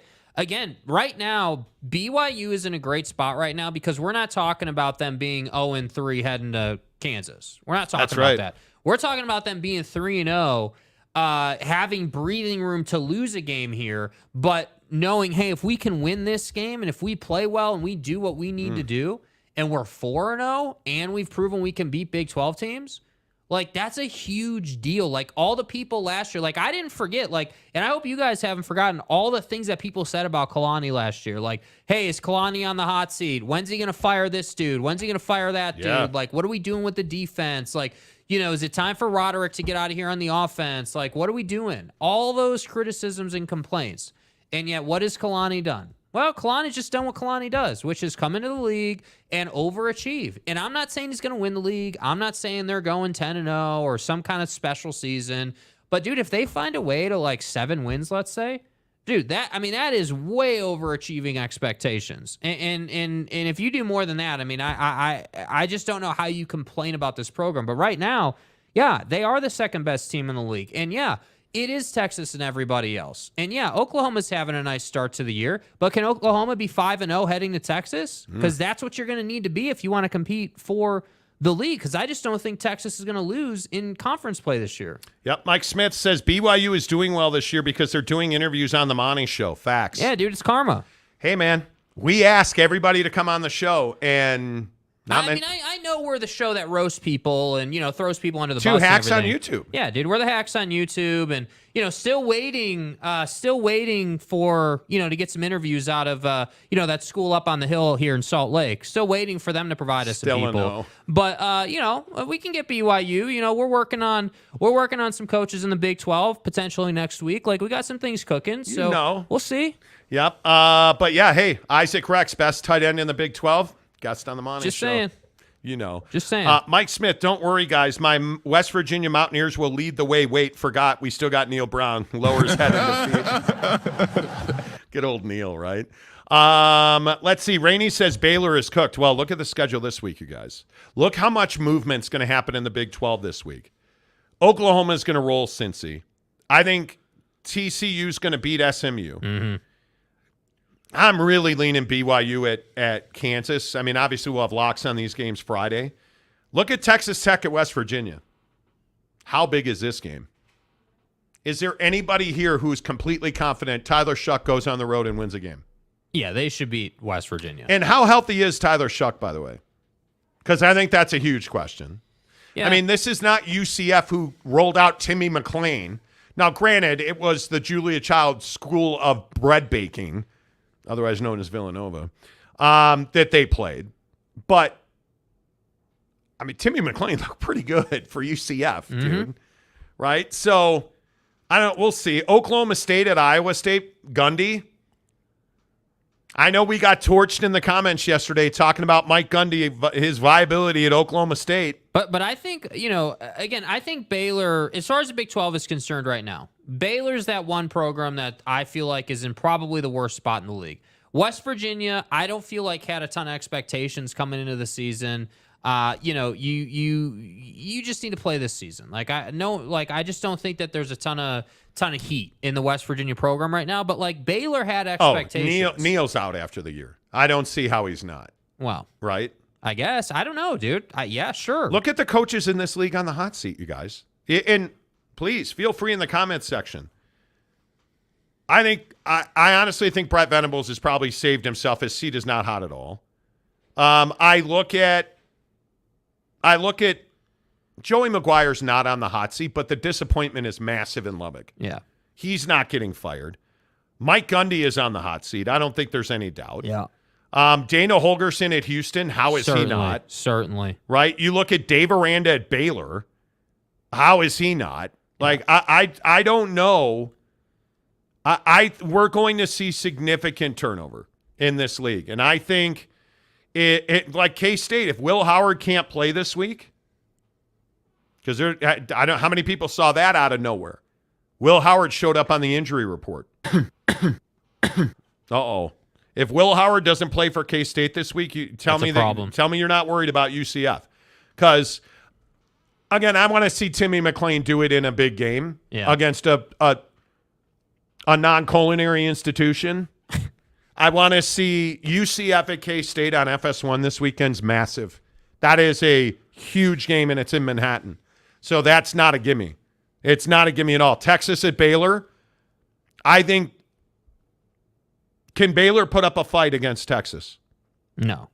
You don't think at all? No. Baylor will get boat raced, in my opinion. Yeah. Really? Yeah. I don't, because the problem is I don't think that team's got a lot to fight for. I don't think they believe anymore. I don't think that they're invested in it anymore. I think they're just rolling out there, doing their job. But they don't have that passion, that belief, because they know Dave is on the hot seat, because they know they're not good this year. I don't see any way. I don't know that I would say boat race. What's boat race? 42-10? Yeah, I would say 56-21. I mean, you're going to Waco, so what isn't the number on that game? Isn't the number on that game 21? Let me see. I think it's a 21-point number. It is it's down to 15 now. 51.5, 15 and minus 15 for Texas. Yeah. I don't see him getting boat raced. I could see 35-21. Yeah. But I don't think it's a one-score game. Is Texas's defense better than Utah's defense? Oh, Lander Barton is just kicking ass. Cole Bishop's remarkable. Okay, generally speaking, how about we agree that they're at least equal, right? I mean, can we say that they're equal? I think Texas has better athletes in mass. Texas has again, Jahdae Barron is the best corner in the country, or best DB in the country. They play him in an amazing array of formations. Yeah. Is Jahdae Barron the best secondary player at Utah? Yes. Yeah. Yes. Does that mean that Cole Bishop sucks? No. No, I think the depth at Texas, to your point, the depth at Texas is better than Utah. Yeah, well, all I'm trying to say, the only reason I asked that is because Utah held Baylor 13 points, right? Well, that's a great point. So if Texas's defense, because I think Texas's defense is at a minimum, just generally speaking, you can do a whole show on whose defense is better, but generally speaking, their two defenses are pretty similar in capability, Texas and Utah. Yes. So if Texas can even hold Baylor to, let's call it 21 points. How about that? Let's say they hold them to 21 points. I think it'll be less than that, but 21 points.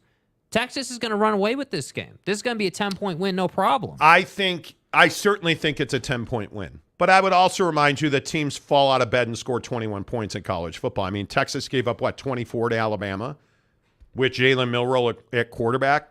I mean, I think Texas puts up 35. I could see 35-21. I can't believe any Dave Aranda team is going to roll over. What scares me, and again, it's week 1, I know, the Texas State game. Hear me out. Well, 42 to Texas State. If this same team is capable of giving a 42 to Texas State, what are they capable of doing against Texas? And that's my concern. Look, Jake, I think capable, that's a word. Is Texas capable of putting up 56 on Baylor? Yes. But I think that's a realistic thing. Is Texas capable of holding Baylor to 10 points? Absolutely. Will they? The problem is it's at McLean in Waco. So I would lean towards Baylor playing better because of the home cooking. Now, I'm not telling you, I don't believe there's any way, shape, or form Baylor wins the game. I just don't see that. Yeah. But could I see a Colorado State matchup? No. Texas is going to win this game convincingly. Is it going to be 35 points for Texas or 56? Yeah. Let's find out how much Dave Aranda still has the locker room. Yeah. And I think we'll find out. OG Gary, Texas may be slightly better. I would agree with that. Mike Smith, is Texas capable of pulling a Texas and shitting the bed? Yes. Yes, they are. I just don't think being Steve in Waco, Sarkisian. I don't think that, dude, you go to Alabama and you win a game like that, I have all the belief in the world you can go into Waco and dominate this team. I just have no doubt. I have no doubt because now the message in the locker room is, hey, we just beat one of the best teams in college football by most people's measuring stick. We can go to Waco and handle this team. Like, they believe. And that's what I think is hard to replicate. You're talking about an in-state rivalry. You're talking about two programs with a lot to play for. Obviously, Texas with a national championship aspiration. Baylor's just trying to survive here. Baylor's just trying to get on with it, and they know that if they could find a way to squeeze out a win versus Texas, that'd be huge for their season. I'm just simply saying that Texas is better in every area, and I would expect Texas to, as you say, roll out of bed and drop 35 in this game. But look at Rainey Branson. Texas didn't blow out Wyoming. Well, 31-10. And now that was a fourth quarter game. But is Rainey more correct or is Tanner more correct at 51-14? I think you're leaning towards Tanner's way of thinking. Yes, I am. Yeah. And it sounds to me this morning like Tanner's Bucked Up, the official energy provider of the Monty Show, is Bucked Up Energy. Make sure you get to buckedup.com. Use the promo code Monty20 at checkout. I cannot tell you how thrilled I am to have woken up this morning and not be sore. Because I have busted my ass the last 5 days working out. What do you bench? And I thought I was going to be ridiculously sore. I did a really heavy back workout the other day. I had some soreness yesterday, but whey protein isolate, creatine, BCAAs, buckshot, collagen peptides, all those things that I use in my recovery from Bucked Up, I think they work exactly as they say. And that's what I always tell you about Bucked Up. Quality ingredients that make quality products that do exactly what they tell you they're going to do. And there's not a better one than Buckshot. Look at all the energy we have. Yes. Thank you, Buckshot. Get the variety pack that includes Mango Tango. Mrs. Monty's favorite flavor, Mango Tango. Mm-hmm. It's available in a variety pack for energy drink. And again, I always tell you about the Bucked Up energy drink. I love the fact my favorite's Miami or cherry candy. But right on the top, what does it say? 0 sugar. Right there on top of the can. Because they're not filling their energy drinks with a bunch of crap that, is bad for you. And everything that Bucked Up does is designed to make your life better and to help you thrive in life. That's why I support Bucked Up. BuckedUp.com, the official energy provider of the Monty program. Talking about Big 12 power rankings. Whoa. Huge comment, Temp. Where did Clinton Moses go? Clinton, what's up, Clint? Baylor lucky to play Long Island to get into the wing column. Agreed. Yeah, it's bad. It's bad. And as far as the Wyoming comment earlier, you handled Wyoming 31-10. I mean, what is there really? But it was a fourth quarter game. Yeah. Look at when those points were scored. And again, you guys, I'll tell you, Wyo puts up a hell of a fight. Ask Texas Tech about their trip to Laramie. Texas is better than Wyoming. But what this tells me, and on the streets, fourth quarter game, but 21-0 in the fourth quarter. That tells me, because Texas goes field goal in the first, touchdown in the second, nothing in the third, 21 in the fourth. Hey, we need to go ahead and turn this thing up when we need to. And who started that mess for Wyoming? Jahdae Barron with an interception. So and a pretty another big play on top of that. Yeah, that's what I'm saying, dude. I'm sure it'll be a good game, but I don't expect this to be any type of close. Baylor's never in danger of winning this game, in my opinion. Clint would like to correct me and say it's not Clinton, it's just Clint. I'm an idiot. I agree. Comment dump equals fart noise, Lee Jensen says. It does on most days. Okay. Brandon Butler, cherry candy or breezy blast are my go-to. Cherry candy, you guys. Fire. It is so good. The new flavors are Bucked Up. And not because they are a partner on the show or Bucked Up Energy. Get it at Walmart. If you don't walk into your local convenience store nationally, wherever you're listening to the show, Florida, Texas, New York, Chicago, Philly, our big markets on the show now. LA, San Francisco, Seattle, Portland. If you don't find Bucked Up in your store, get to buckedup.com, get the variety pack, or get to walmart.com. You can order. You can also order 12 packs of energy drink in any flavor you want at buckedup.com. Trust me when I tell you it is game-changing. You will thank me. Buckedup.com. Make sure you use the promo code Monty20 to save 20% off your purchase. Mike Smith, those late game points surge are the depth issue the smaller teams suffer versus the bigger schools. Absolutely. Yeah. Who's the worst team in the Big 12 right now? If I had to say the absolute worst team. That's tough, bro. I think, well, isn't it Houston? I think. Houston or Okie State? No, I'm not ready to go that far with Okie State. I agree. There's a lot of questions. They don't have a quarterback. Yeah, but if those two matched up, you're taking Okie State all day, right? I mean, or am I just way off on that? I would think, but how do you lose to South Alabama? I was corrected in the comments section last night. Okay, hold on. Let's see. How do you lose to Southern Alabama? Oh, it's Southern, not South. Not South. Excuse me. Right, Alabama, right? I don't follow all the technical trade schools across the country. That's the untrained eye. My bad. Yeah, how do you not follow Southern Alabama? Come on. I think it's, Iowa State. That Iowa State's got to be in the conversation. Yeah, you can't. Baylor's got to be in the conversation. You can't have this conversation based on record. I think that yeah, sure, record is what we all like to do. But if we're talking about substance and where the program's at, yeah, Houston's the worst team in the Big 12. There's no doubt. But Iowa State's offense is terrible. Yeah, it's not bad. It's Chuck. It's terrible. It's really bad. But Cincinnati's not there. Baylor's not the worst team. I think Oklahoma State's in the conversation. And again, I know that everybody says, check the comments section, you guys hate Okie State. Go Pokes. I don't hate Oklahoma State. I'm a man. They're incredibly disappointing. Mike Gundy is incredibly disappointing. And kick a person when he's down. But am I wrong? Isn't Oklahoma State in the conversation of the worst team in the Big 12? Yes. So get your facts straight. I think so. Yeah, they are. Mike Smith, the war of Southern Alabama aggression. They were not happy with me yesterday. Whatever, dude. Dale Donuts, my dude, what's up? Are the Ute fans going to whine about UCLA next week like they did last year when they lost to UCLA? I don't think we'll have to worry about that because they're going to pound UCLA. Yeah. UCLA doesn't have DTR anymore, man. Yeah, we'll see. Dakota Tubbs, what's up, Dakota? It's obvious KU always has been, always will be. Okay. Roundabout OSU got beat by Southern Alabama. Boyd Lake Houston is struggling. And I'm a big fan of Dana Holgerson. I'd give him another year at least. You got to get in the portal. You got to recruit.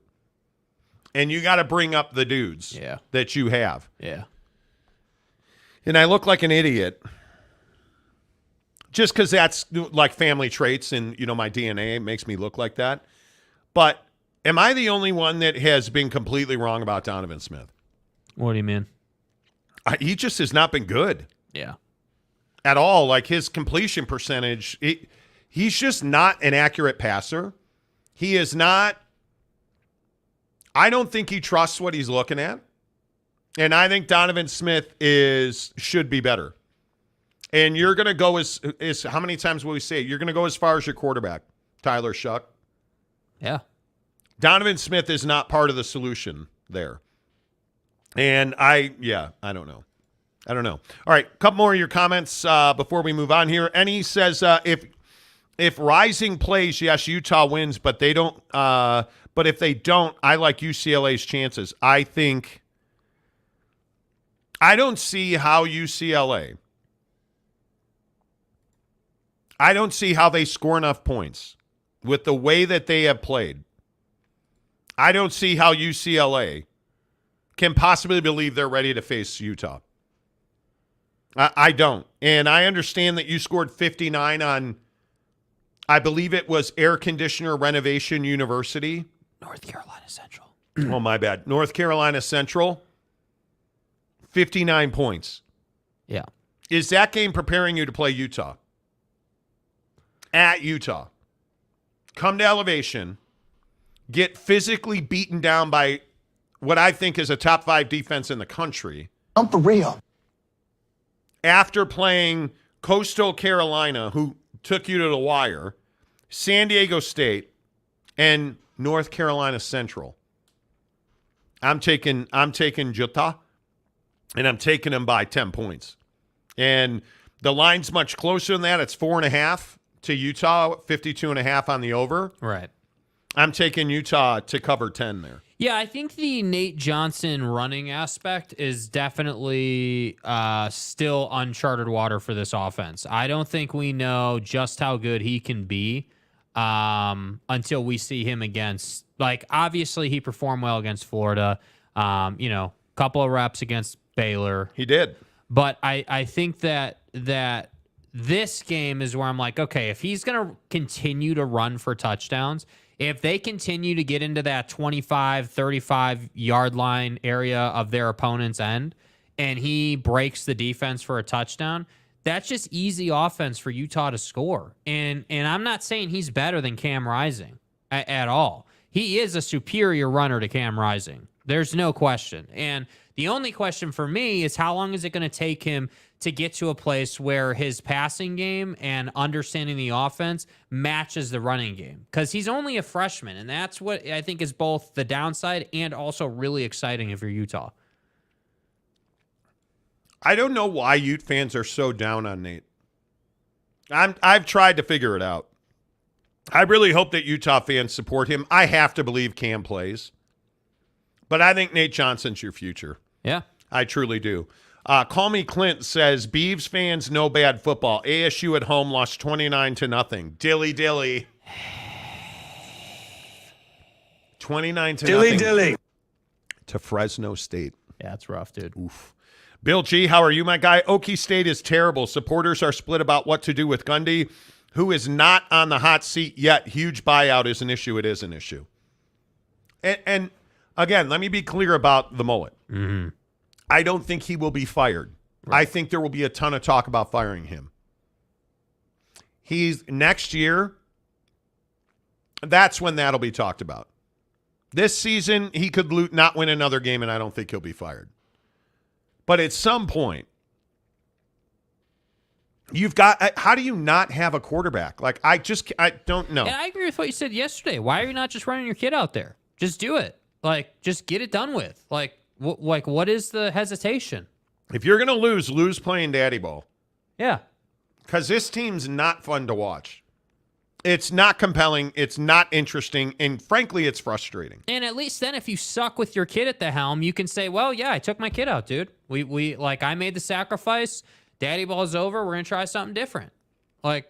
Yeah. Derek Roche. Oh, I've been waiting for this. I'm pretty high on Nate Johnson, but next year we'll have Isaac Wilson. Oh, will ya? We'll see how that turns out.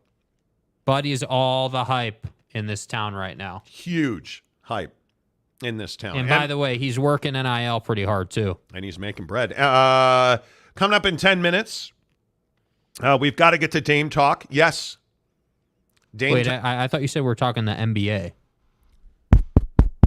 Is this thing on? Yeah. Is that real? Yeah.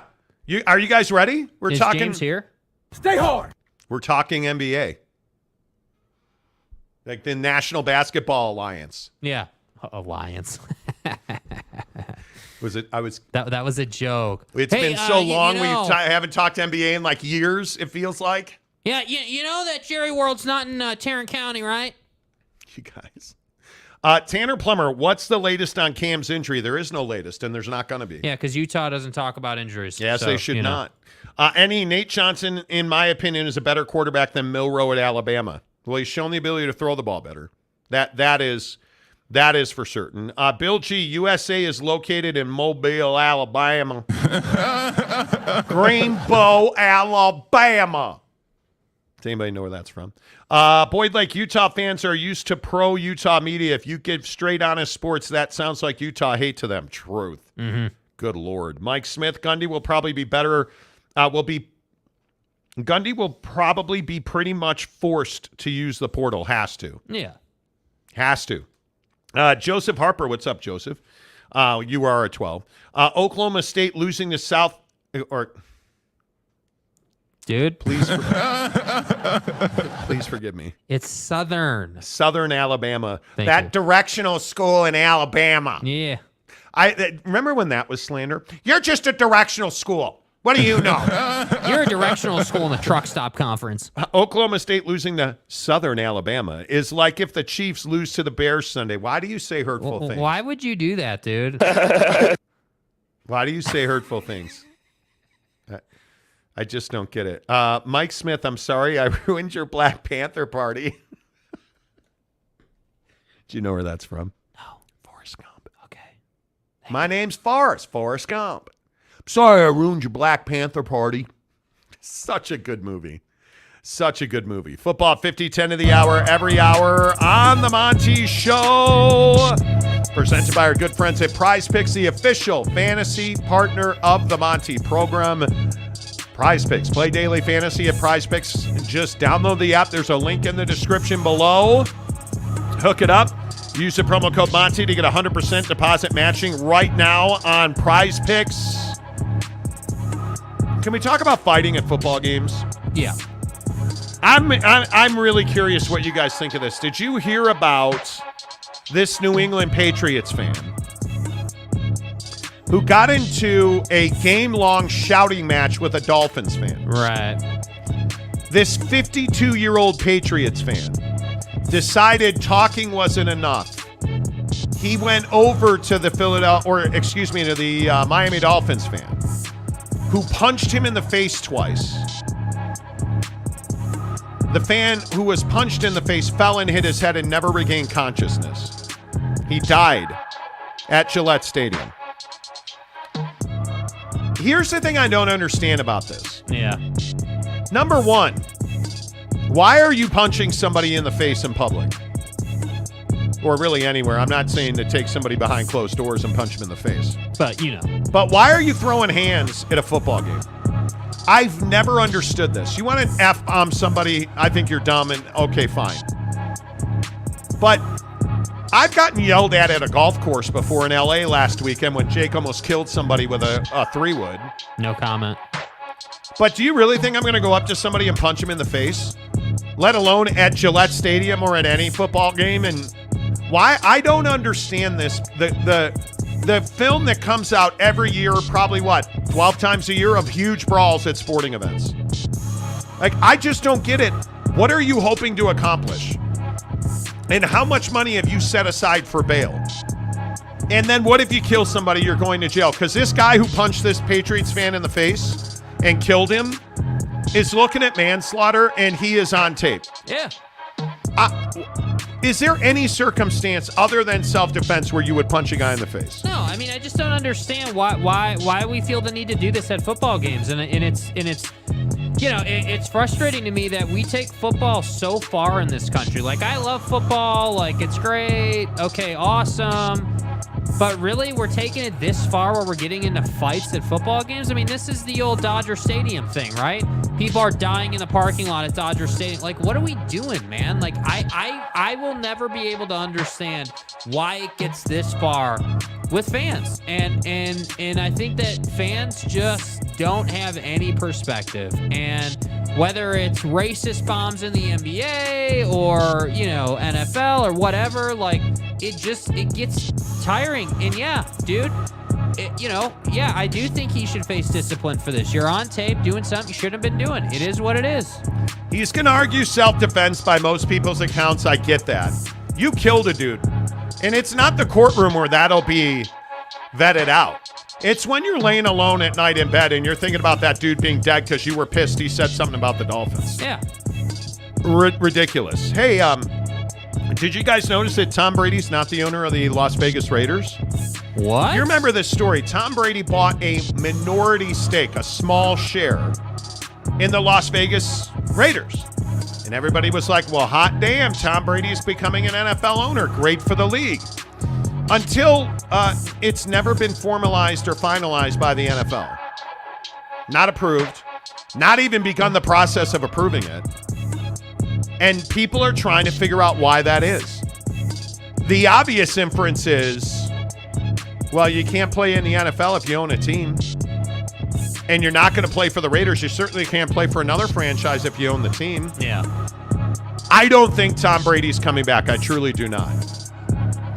But why do you think this has not been formalized? There could be a number of reasons. I mean, like you just said, the obvious inference is him coming back, but I don't think Tom's coming back. I think we need to let this thing go. Like I feel like he's been enjoying his retirement. He's done a lot of different business things. The Raiders aside, he has the Fox deal. I think it was that's going to be at some point starting, which hasn't started.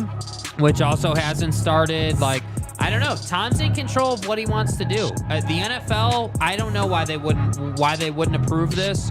There's clearly a reason. Maybe there's a holdup. Maybe Tom changed his mind. I don't know. But I'm just telling you, like, Tom Brady's one of those guys, especially in NFL circles, that can pretty much do whatever the hell he wants to do. And so this not being done, I don't think is an indication he's coming back. I think it's an indication that there's just something not right yet. By the way, Gisele Bündchen talked about how much the divorce from Tommy impacted her life, and not in a good way. Do you have any sympathy for Gisele Bündchen? Yeah, I mean, I think that sympathy may be a strong word. I can empathize. I can understand why it would be difficult, you know? Now, this whole thing about her fault or Tom's fault or who's that, like, I'm not really interested in having that. I think that everyone's going to have a strong-ass opinion on that. But the reality of the situation is they got divorced, and that's just, it's not easy on anybody. I agree. Football at 50, 10 of the hour, every hour on the Monty Show, presented by Prize Picks. Make sure you click the link below to get yourself some Prize Picks and 100% deposit matching on the Monty Show. Jake, is now the time for Dame to be traded to the New York Knicks? Yeah, I mean, I think that, you know, Dame is a guy that obviously needs to find a new home. You know, his time with the Trailblazers, you know, is coming to an ugly end. And it's really unfortunate because, you know, Dame is one of those guys that I grew up with. You know, obviously he's been in the league a while now. He's on the tail end of his career. But this is still a guy that has not won a championship. And I think that, you know, the Knicks are always that team that have assets and never do deals. Never, or I shouldn't say never do deals, but never get the deal done that they want to get done. Like whether it was Donovan Mitchell, whether it's, you know, the number of different targets over the years. And I think that Dame is yet the latest guy on the list that the Knicks might be interested in. But the reality of the situation is Dame, if he's going to be traded, is going to be traded to the Eastern Conference. You really think, you know, the Bucks with Giannis and this whole situation with him and his brothers, dude, if they all leave, you think the Bucks aren't interested in Dame? You think that, you know, let's say Toronto's been in the news about Dame. You think that these teams are not going to be interested in the caliber of player that Damian Lillard is? Well, of course they're going to be interested in this guy. Of course they're going to want a guy on their team that can actually be an anchor for a championship caliber team. So I love all these assertions about, hey, it's the Knicks, it's the Knicks, it's the Knicks. Yes, they have assets. Yes, it's a big market. Does him going to the Knicks make them a championship caliber team? Well, if you got Jalen Brunson and you got Mitchell Robinson still and you got Julius Randle still and you can have Dame, sure. But the question is, what's the potential asking price? Because the Blazers have asked the Heat to essentially go into every coffer, every nook and cranny, every cupboard in the kitchen to get every piece of value that they can give for Dame because the Blazers don't want to trade Damian Lillard. And so when it comes to the Knicks, like, yeah, they have more ammunition than the Blazers. Absolutely. They could more easily get a deal done than the Heat could with the Blazers. But the reality of the situation is the asking price is so high for Damian Lillard that I'm not sure the Knicks would be willing to do a deal with the Blazers. That's the hard part. The Blazers don't want to move this guy. Yeah, I don't disagree with that. And I think the bigger issue is the you know, what's the opposite of goodwill? Bad will? I think the PR hit that the Blazers are going to take in this situation is going to be nasty. And I think James Harden has killed so much of his reputation. If Philly doesn't trade James Harden, he never bounces another basketball in the NBA. I don't know that many people would be upset about that. If Portland refuses to trade Damian Lillard and this goes ugly, I think it gets ugly for Portland, not for Dame. And if it is in fact true what ESPN is reporting, that there is a mystery team involved in the Damian Lillard trade talks, I think it's the Knicks. And I think it's the Knicks because the Knicks have the assets and the Knicks have the need. Because you can clearly see a pathway where if you're Portland, you can acquire a guy like an RJ Barrett. And you can RJ Barrett and a package. You can flip Dame to the Knicks, who can upgrade RJ Barrett. And if you're able to put Dame into that lineup with the diversity, and it makes, in my opinion, it makes Julius Randle a far better player. The Knicks far too often find themselves counting on Julius Randle to be a Swiss Army knife. Mm-hmm. And if you put Dame into that lineup, now you become a far more diverse offense, and you can allow Brunson to play his game. Dame is going to facilitate for Brunson. Dame is going to be facilitated by Brunson. They're going to be able to use Julius Randle, and then it's just a matter of how you want to fill that line out up. And I think that gives you a much better chance to move up into that Boston-Philly tier in the Eastern Conference, because right now I think the Knicks, granted it's Jimmy Dolan and but I think the Knicks are at this point where Leon Rose has to do something. You can't keep doing the same thing over and over again. And as we sit here on September 20th, and we haven't talked NBA for a solid month on this show. And why is that? Because what has there been to talk about? There has been nothing to talk about. It has been dead silent in the NBA. The Knicks have to make a move. You've got to do something other than nothing. And I think Dame is a perfect player on that stage. Now, does he want to go to the Knicks? I don't know. I think he clearly wants to go to the Miami Heat. But if you're Portland, are you taking Tyler Hero for Damian Lillard? No. And that's the problem for Portland. Everything you just said about Dame with the Knicks is 100% spot on. The only problem is that the Blazers, unfortunately, are going to be ridiculous about it, and they're going to ask for guys like Julius Randle. They're going to ask for, the moon, and that's what I think is difficult. Like, when the Kevin Durant Brooklyn Nets thing was happening, Joe Tsai was asking for the moon. Yeah. And they got it, right? They got a huge haul from Phoenix for him. And the issue is that I don't think that you can compare the Durant deal to a Damian Lillard deal. I don't think that, all these NBA teams that want to be like, oh, well, look what they got for Rudy. What does that mean we're going to get for Dame? Well, the problem is we're not talking about quarterback contracts here. We're talking about, draft picks and roster builds and situations, and everyone's situation is different. And so that's why I say I agree with what you said here.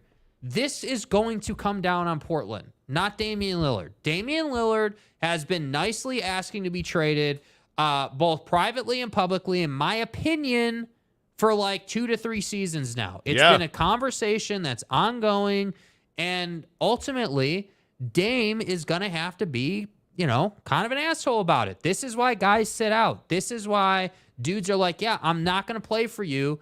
You need to trade me. Because if you play while they're trying to trade you, they're not going to trade you, Dame. And it's unfortunate because guys like Dame are running out of time. And that's what Portland is counting on. Hey, dude, you only have less than 5 years left. Yeah, I think it is very different. It is very different for Damian Lillard to ask for a trade. And the public reaction to that than it is for the public reaction to Portland refusing to trade him. Yes. I think those are two totally different scenarios. I think it's very, very difficult if you are Portland to believe that you can get any kind of leverage, any kind of return, because I just don't think Portland isn't a franchise of consequence in the NBA. They're not. If we're telling hard truths, Portland is not as relevant as Philly. I'm trying to think of other Eastern Conference teams at the bottom. Like, you're not as relevant as Damian Lillard. Portland's not. And this is a league of players. I get that. But Portland's not as relevant as Damian Lillard is. People want to see Damian Lillard win. And I think everybody realizes that's not going to happen with ownership instability, possible ownership changes in Portland. Like, you just are not that franchise anymore. Yeah. And it's time to let him go. But I also go back to Miami and say, what were you thinking with Tyler Hero? And all the Heat fans that came in this show and told us we were nuts and Hero's this guy. Tyler Hero ain't that dude. He's not, and this contract is going to hang around your neck until you are able to move it. Yes. It is no different than the Jazz with Rudy Gobert. What were you thinking? Oh, that's right. You wound up trading it. You're going to wind up trading that contract. Yes. There's just no other way around it. Yes. And if you look at the other situations in this league, and Philadelphia might be the best example of this, where people have asked to be traded, it's not just one time. People don't want to play in Philadelphia. Nope. And whether it was Ben Simmons, and I don't care if Ben Simmons has been a bust for the Nets or who, it doesn't matter. Ben Simmons didn't want to play there. James Harden doesn't want to play there. Joel Embiid looks like now he's kind of leaning towards not wanting to play there. Well, look at this Giannis thing in Milwaukee, right? Like, everyone wants to criticize Giannis because he's sitting here saying that they're not willing to, fill the roster with championship caliber players, and yet Giannis has two of his brothers on the roster. And it's like, yeah, dude, but what you don't understand is Giannis delivered, right? You got what you asked Giannis to do. You got your championship for the first time in however long. You got that. He gave that to you. He carried that team. He was the guy on that team. You don't win without him. And I think it's really unfortunate, man. Yeah. And so if you're Milwaukee, you're really just going to let this guy walk away? This was the Bryce Harper thing with the Nats all those years ago. That's the first one in sports, in my opinion, where in the modern day where I'm like, yeah, dude, Bryce Harper was this big money player that you didn't want to trade. And what happened? Yeah. He left. Yeah. Giannis is going to leave. Eventually, Dame's going to find his way out. All these dudes are going to leave. And I think that's the reality of sports. And yet, what do we do with the Lakers every single year? What do I hear? Rob Pelinka sucks. The Lakers are the Lakers. They're never going to live up to it, and they're always trying to get the big-name player. Well, what would you rather have? The Lakers trying to get the big-name player, or the Portland Trail Blazers not willing to trade the guy they need to trade 5 years ago? Rainey says, remember when they thought Porzingis was going to save them, the Knicks and Dallas and now Washington? I mean, Porzingis is an interesting guy.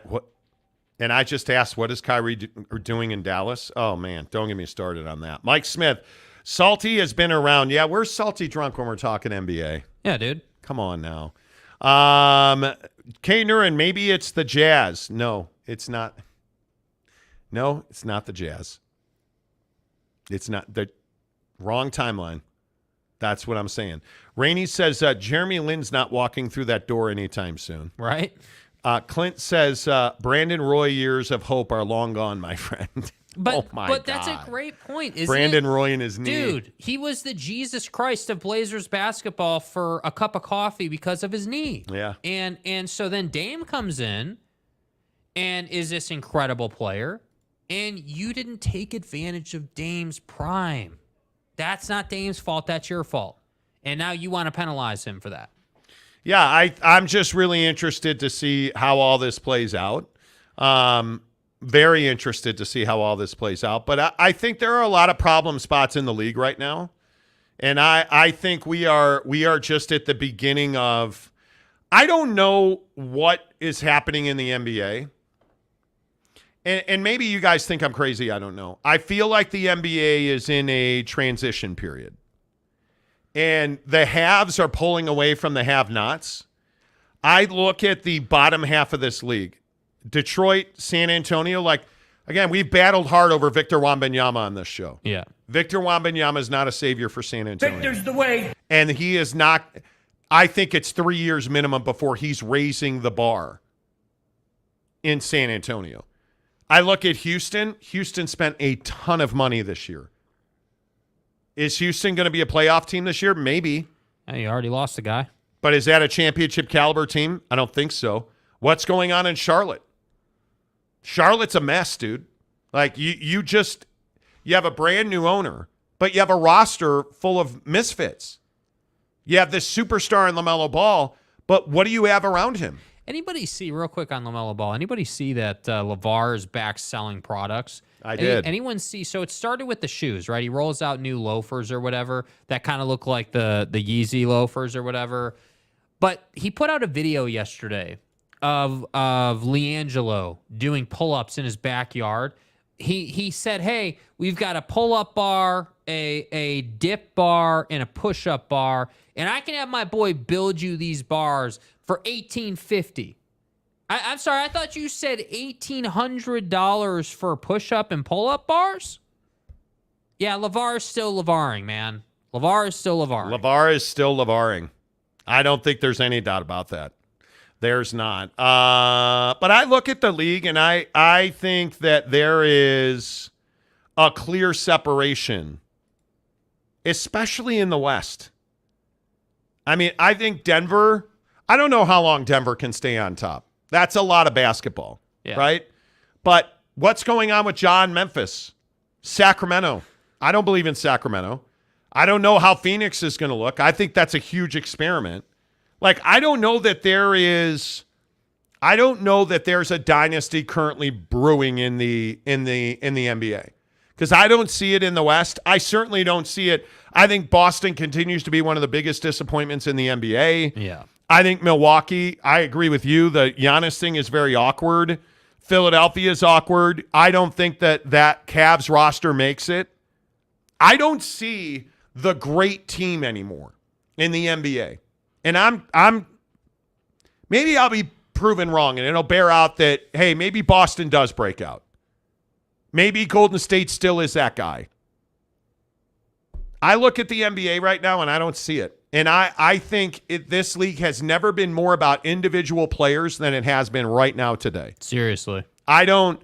And as a Bulls fan, Bulls aren't moving in the right direction, in my opinion. And I'm a huge Bulls fan. But what am I hanging on to with the Bulls? My guy's Devin Booker, the sex machine. We talk about it all the time. I'm a book guy.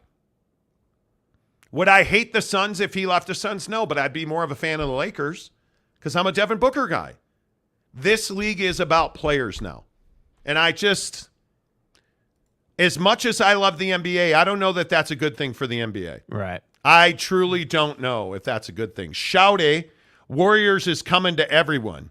Yeah, I think that remains to be seen, dude. I still believe Steph Curry's that guy, certainly. But every team that has brought on Chris Paul has failed.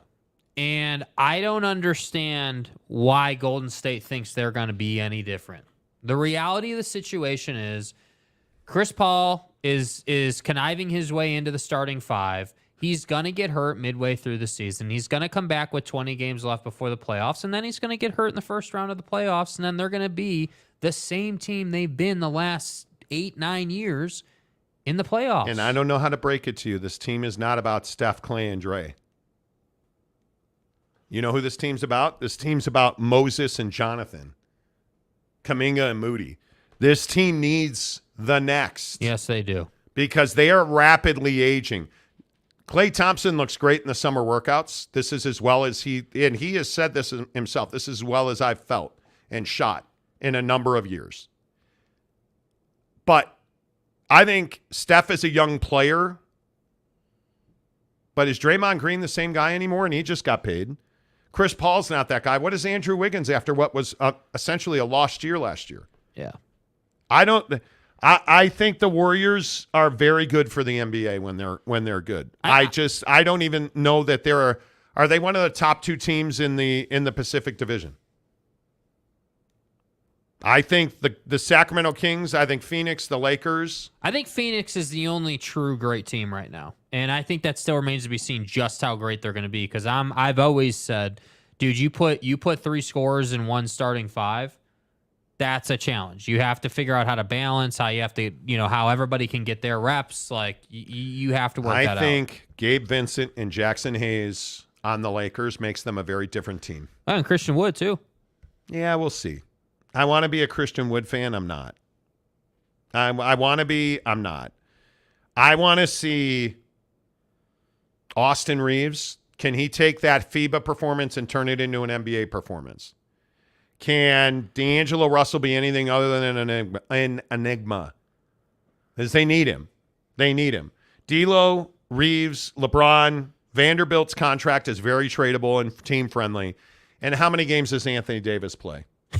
But I know this. Are you telling me that Brad Beal is just some seamless fit with Kevin Durant and Devin Booker? I don't think we can say that. As a point guard with DeAndre Ayton still a problem? That's a huge question. and that you're Bol and Drew Eubanks behind him, you still haven't figured that out. Now, I love Yuta Watanabe on that roster. I think that's a really good pickup. And I think dollars to donuts, if you put the fire to my toes, I'm going to tell you the Suns are probably the best team in that division. But I think there's a lot of unknowns, man. I think there's a lot of unknowns. They have a better bench. There's no doubt with Saban Lee and Eric Gordon, they're going to make threes. Show me you can defend. And show me you can defend bigs, because that's what it's going to take to get by Denver. Yeah. So there you go. It feels good. It almost feels like a bloodletting to talk dude, NBA again. Yeah, dude. It's kind of crazy. Right? It feels Big 12 all Texas sports fan. The Warriors' young players have felt held down and big broed by the older players. That team is not unified. We're going to find out. Yeah. But this is the season where they need those young guys to play minutes, for sure. There he is, salty drunk. Hey. And the first thing he says, SGA will be an MVP candidate. Me? He won't. He won't. Now, I'm not saying that they're not good. I'm not saying that at all. But I remain that SGA cannot be an MVP candidate unless they win 55 or so games. They have to have a massive season. Yeah. Because it's OKC. And I think you look at – I still don't know what you do with Lugenstort. I don't know what you do with that. Because Chet's going to be back. Jalen's going to be back. He's a hell of a player. Yeah. You know, I look at Cason Wallace, I think is going to be a very interesting body.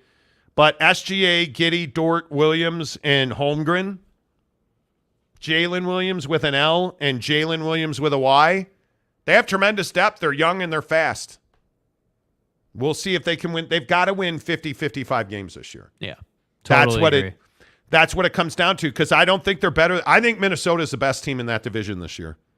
And I think you're going to have to figure some things out. But you want to talk about a guy that's an MVP candidate?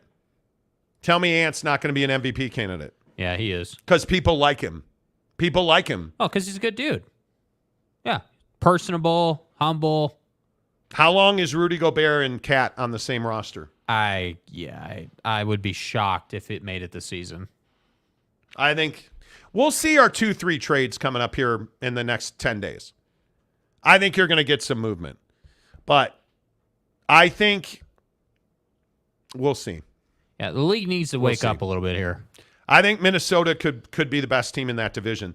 I just don't think you can play as much basketball as Denver has played. And I think it was really smart for their guys to sit out FIBA. Yeah. That's a lot of basketball. You're playing, what are you playing, 82 in the regular season? I mean, you're playing probably 110 games. Yeah. That's a lot of basketball. It's a lot of basketball. So we'll see. Salty, you do realize SGA made All-NBA, right? What does that have to do with him being an MVP candidate? I don't understand Yeah, the I mean, correlation. I think the thing with being an MVP is it's a popularity contest. You know, so the minimum requirement, I would agree, is, probably 55 games. It's a popularity contest fought in major markets. Yeah. And what that means is if you're in OKC or Utah or San Antonio or Sacramento, Charlotte, Milwaukee, look at Giannis. What did it take for Giannis to win? Stupid performances. Just undoubtedly the best guy on the floor every night. What does it take for a guy like Jokic to win it? Superhuman performances. If you're Shai Gilgeous-Alexander in Oklahoma City, where 99% of the NBA hates your owner, it's going to take a huge. You're going to have to be elite, and that team's going to have to win 50, 55 games. And what did they win? 40 games last year, so they're going to need a 10-game, 12-game bump. Well, there's no doubt SGA had a great run in FIBA. I mean, he led FIBA. Yes. He dominated in FIBA. There's no doubt about that. But I think the challenge is going to be, leading your team and being the best player on your team isn't good enough to win MVP because of OKC, but B, because of the way he plays the game, right? So this is a scorer. This is someone that, he can fill up a stat sheet and be on a highlight reel. But I think it's even more than that in today's MVP races. You gotta just dominate. Giannis won because he was dunking on dudes constantly. Every night. And I'm not saying it's impossible for SGA to go out there and win an MVP, but what I am saying is it's easier for Chet to go win the Rookie of the Year than it is for SGA to go out and get an MVP. Yeah. It's just a totally different thing. And that's one of the things that I both love and hate about the NBA. I hate that the MVP is constantly a popularity contest, because if it was by the numbers, Bron would have like 10 MVPs. You know what I mean? Like, I agree. And it's not. And James Harden has, has been snubbed and also won. And like, it is that double-edged sword, that love-hate conversation. Yeah. LeBron's a really good example because everybody hates LeBron. But the guy for 20 years was the best player in the NBA. Did he win 20 NBA MVP awards? No. I mean, it's a popularity you can contest. make a legitimate case Bron should have 10 MVPs. I agree. Like, And I would also say you could make a legitimate case that TryDayTrading.com is the exact place that you need to go to change your life. Become the MVP in your house. See what he did there? There's MVP in the NBA and MVP in your house and Try Day Trading and making money. Yeah. Make that bread at TryDayTrading.com. Really good to hear from all of our listeners that are going through the 30-day trial membership, and they love it because you get exposed to their system. And the thing about Try-Day Trading is they have a culture. They just have a way of doing business that sucks you in. And when you pay $10 for a 30-day trial membership, you may think that you're getting like some cut rate deal. You're not. You're going through that 30-day trial membership and you're getting every part of their program. High-level coaching, access to their platform. They're teaching you the way that they have for decades churned out elite day traders who are making $1,000 a day trading full time, right? So you graduate the Tri-Day program, they're going to open a trading account for you. They're going to fund it for you. And when you make money with Tri-Day Trading's money, they give you 80% of the profit. What do you have to lose? If you're the guy that hates your boss, or if you're the guy that's always dreamed of owning your own business and working for yourself, TryDayTrading.com. Facts. If you're the guy that's like, damn, the Christophers next door are going on that Disney vacation I can't afford, TryDayTrading.com. Live in the house, drive the cars, send your kids to the best schools. Go on those vacations, wear those Jordans because you've earned it. You've worked hard. You become a prolific day trader. Go to TryDayTrading.com/Monty. Part-time, full-time, whatever you need, they fit it into your life at TryDayTrading.com. Couple more comments on the NBA. Salty Drunk says, yeah, okay, I hear you. Good point. Washcloth trick. Love it. Can't wait for NBA prize picks. Me too. Dude, seriously. Beavers on a rampage. KD and Ball Hog both won MVPs for OKC. KD and Ball Hog. Okay, so Kevin Durant wins an MVP. How do you do that? A far and away great performances. Best player in the world at one point.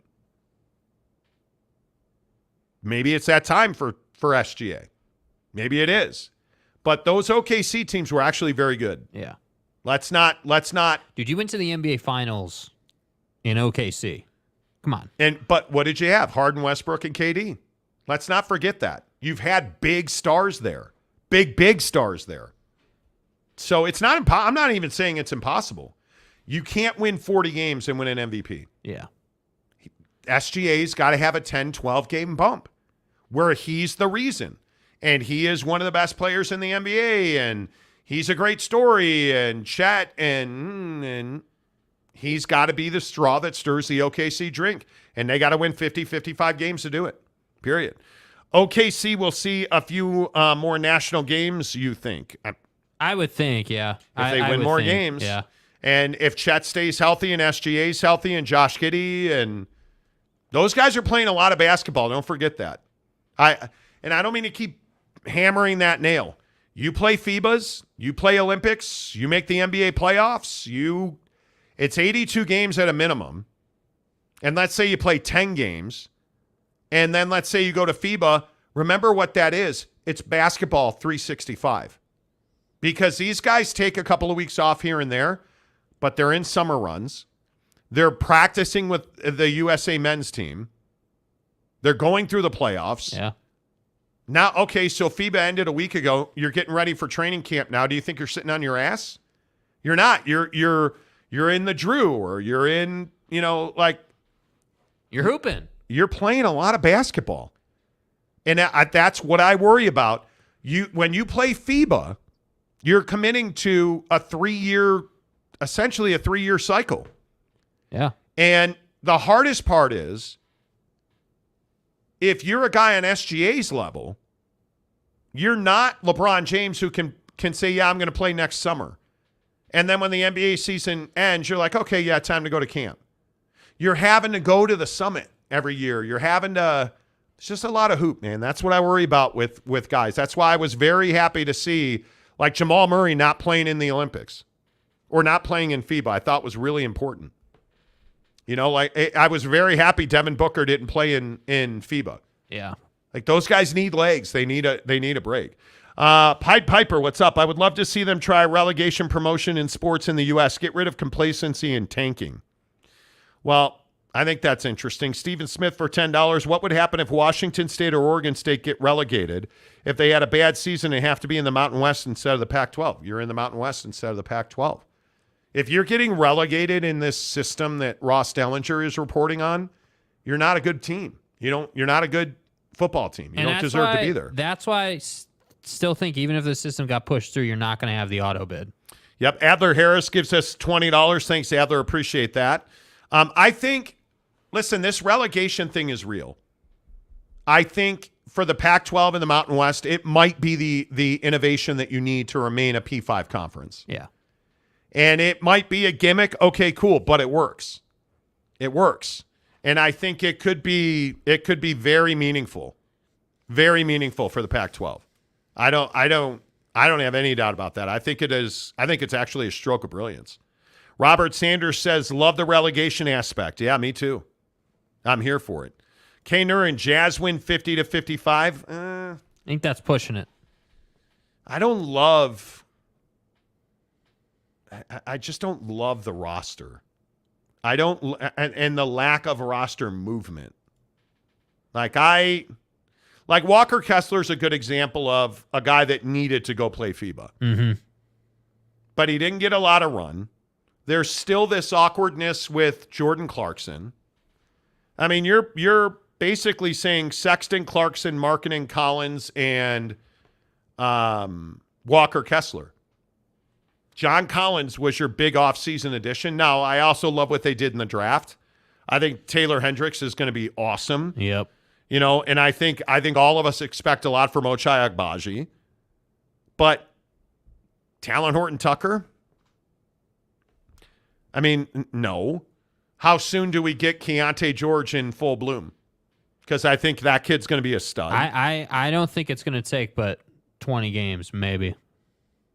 I think you need to start Keontae George as soon as possible. I am not a Colin Sexton guy. Start Keontae George. I love Chris Dunn as a number 2. Trade Colin Sexton. Trade Kelly Olynyk. Trade THT. Build a roster that can compete next year. You should be, next season, a year from now, you should have a roster that can be middle of the Western Conference. Yeah. 5 and above. This year, you need to be out of the play-in, and I don't think this roster is out of the play-in. And winning 50, 55 games, I think, would be unbelievable. It would be, my God. Yeah. OG Gary, relegation and promotion would be huge for sports. I'm all in. Imagine the big 10, 12, and SEC, ACC. That would be huge. It would be huge. I agree. Salty Drunk, do you see Giannis in another team? I do. Yeah. I do. He's not saying what he's saying to stay in Milwaukee. Yeah. This isn't a campaign to get paid. I think he wants to be on an original big-time NBA franchise. Major market, original team. Yep. And I think he's looking at teams like the Lakers, the Knicks, the Celtics. And I think Giannis understands that he can chase down the greats in terms of NBA championships. He can run them down. And I agree, he can. Yeah. He's playing for the bigger picture here. Yeah, I agree. And he said, did anyone see LSU safety had surgery to remove that brain tumor? Dude. Wild. Dude. Like, that is... I don't know what is going on, and I think a lot of it is the shit that we eat, but like Gary Woodland, the golfer, like having a brain lesion. This safety at LSU, Greg Brooks Jr., having a brain tumor removed on Friday because he was complaining of headaches. They removed a mass from his brain. They're waiting for biopsy results. Jesus. Yeah. Like, that is crazy to me. Yeah. And not to lecture you guys. Don't take today for granted. Because don't go to the Dolphins-Patriots game and get punched in the face twice. Seriously. Don't go to the doctor with a headache and find out you got to have a brain tumor removed. Don't take today for granted, man. I say it all the time, and if you're a long time, you know this. I would encourage you to text the people you love and be like, hey, I love you. Hope you're having a good day. Send somebody that you haven't talked to in a week and say, hey, just thinking about you. We haven't talked in a minute. Send your wife or your girlfriend a text that says, hey, just wanted you to know I love you. I'm thinking about you. Don't take today for granted, man. Let's see. Clutch. Promotion and relegation could easily work in the P5, G5. I agree. I'm all for that. Yeah, I'm with you. We were talking about that you can pair the G5 conference geographically to the Power 5. Yeah. Salty Drunk. Rhetorical question. But do you maintain the Jazz are closer than OKC to a chip? I don't know. I think that's such a... I don't know. Does Chet stay healthy? We need time to pass on the calendar, man, to answer that question. I mean, I believe that Keontae George can be one of the best young guards in the league inside of a season. Can you imagine if Keontae George and Lugans Dort flipped? Now, like, I just think you have weaknesses on that roster in OKC that have got to be addressed before you're a 50, 55 win team. I think SGA is the best player on either team. I would agree with that. I think that Chet Holmgren has to have a year here. You have to stay healthy. You have to produce numbers. Whether you win the Rookie of the Year or not is inconsequential. Great if you do. But the important thing is to prove you can stay healthy, be that guy in your team, and turn into an elite scorer. And if totally agree. If Chet Holmgren turns into that, and you can keep SGA, I think you're on that NBA Finals track. Like, now you're like, okay, dominant point guard, scorer that can get down on the post and get us a bucket when we need one. Like, you're in a good place that way. But the Jazz are, to me, in a situation where they need to develop these guys, but you have huge top-end potential with Walker Kessler, obviously Laurie. Again, I'm going to, no matter how much crap people give us about the JC thing, I'm going to stay on it. Something happened there. I don't know what. NBA guys don't just turn 180 degrees on leaving an organization and then automatically just come back on a contract. Something changed there. I don't know what happened. I don't think anyone knows what happened. So I think Jordan Clarkson's future with the Jazz remains to be seen. He could be a deadline guy. Maybe he stays a whole year. I don't know. I think he was promised a trade at the deadline. I think Jordan Clarkson was promised he would be traded to a contender. Because well, at some point we'll get into it. Let's see. Dakota says, Monty, how much college basketball are we going to talk this show in the state of Utah coming to the Big 12? Well, what's it got to do with the state of Utah? That is irrelevant to me. I mean, we'll talk a lot of Big 12 college basketball. I mean, I think it's the preeminent league in college basketball. We'll talk a lot of college basketball. Salty Drunk, your wisdom on life is great, Monty. Well, thanks. Default. Please hold your cell phone away from your head. Yeah. I don't talk on my handheld on my phone that much. I started carrying my AirPods with me because Mike Smith, life can change in a snap. I learned that last summer. Seriously. All right, couple of non-sports stories. Then we got to get out of here on the Monty Show, presented by The Advocates, theadvocates.com. The best injury attorneys in the business at The Advocates, where you never pay a penny to talk to one of their expert injury attorneys. In fact, you can get online, chat right now, 24/7, 365 at theadvocates.com. Should you take a field sobriety test? I'm telling you not to. I'm not a lawyer. I'm not giving you legal advice. I think the people, in my opinion, the people who take field sobriety tests are not smart. Mm-hmm. Do you know how difficult, stone sober, it is to pass a field sobriety test? Now, again, I am not a lawyer. But I can tell you that Kobe Altman, the president of the Cleveland Cavaliers, who recently failed a field sobriety test, said he couldn't have passed it sober. And that's the problem with field sobriety tests. And I think, number one, I'm a big believer that if you are convicted of driving while intoxicated, you should never be able to drive again. Right. Whether that's alcohol, drugs, whatever. If you are impaired behind the wheel, you should never be able to drive again. And I'm a big believer if you kill somebody while you're impaired behind the wheel of a car, you should go to jail for the rest of your life. I just think that is what it is. I think people who drive drunk, I think you are everybody's got an excuse, man, but I don't understand it. But if you are pulled over, in my opinion, not my legal expert, I am not a lawyer, I am giving you my opinion.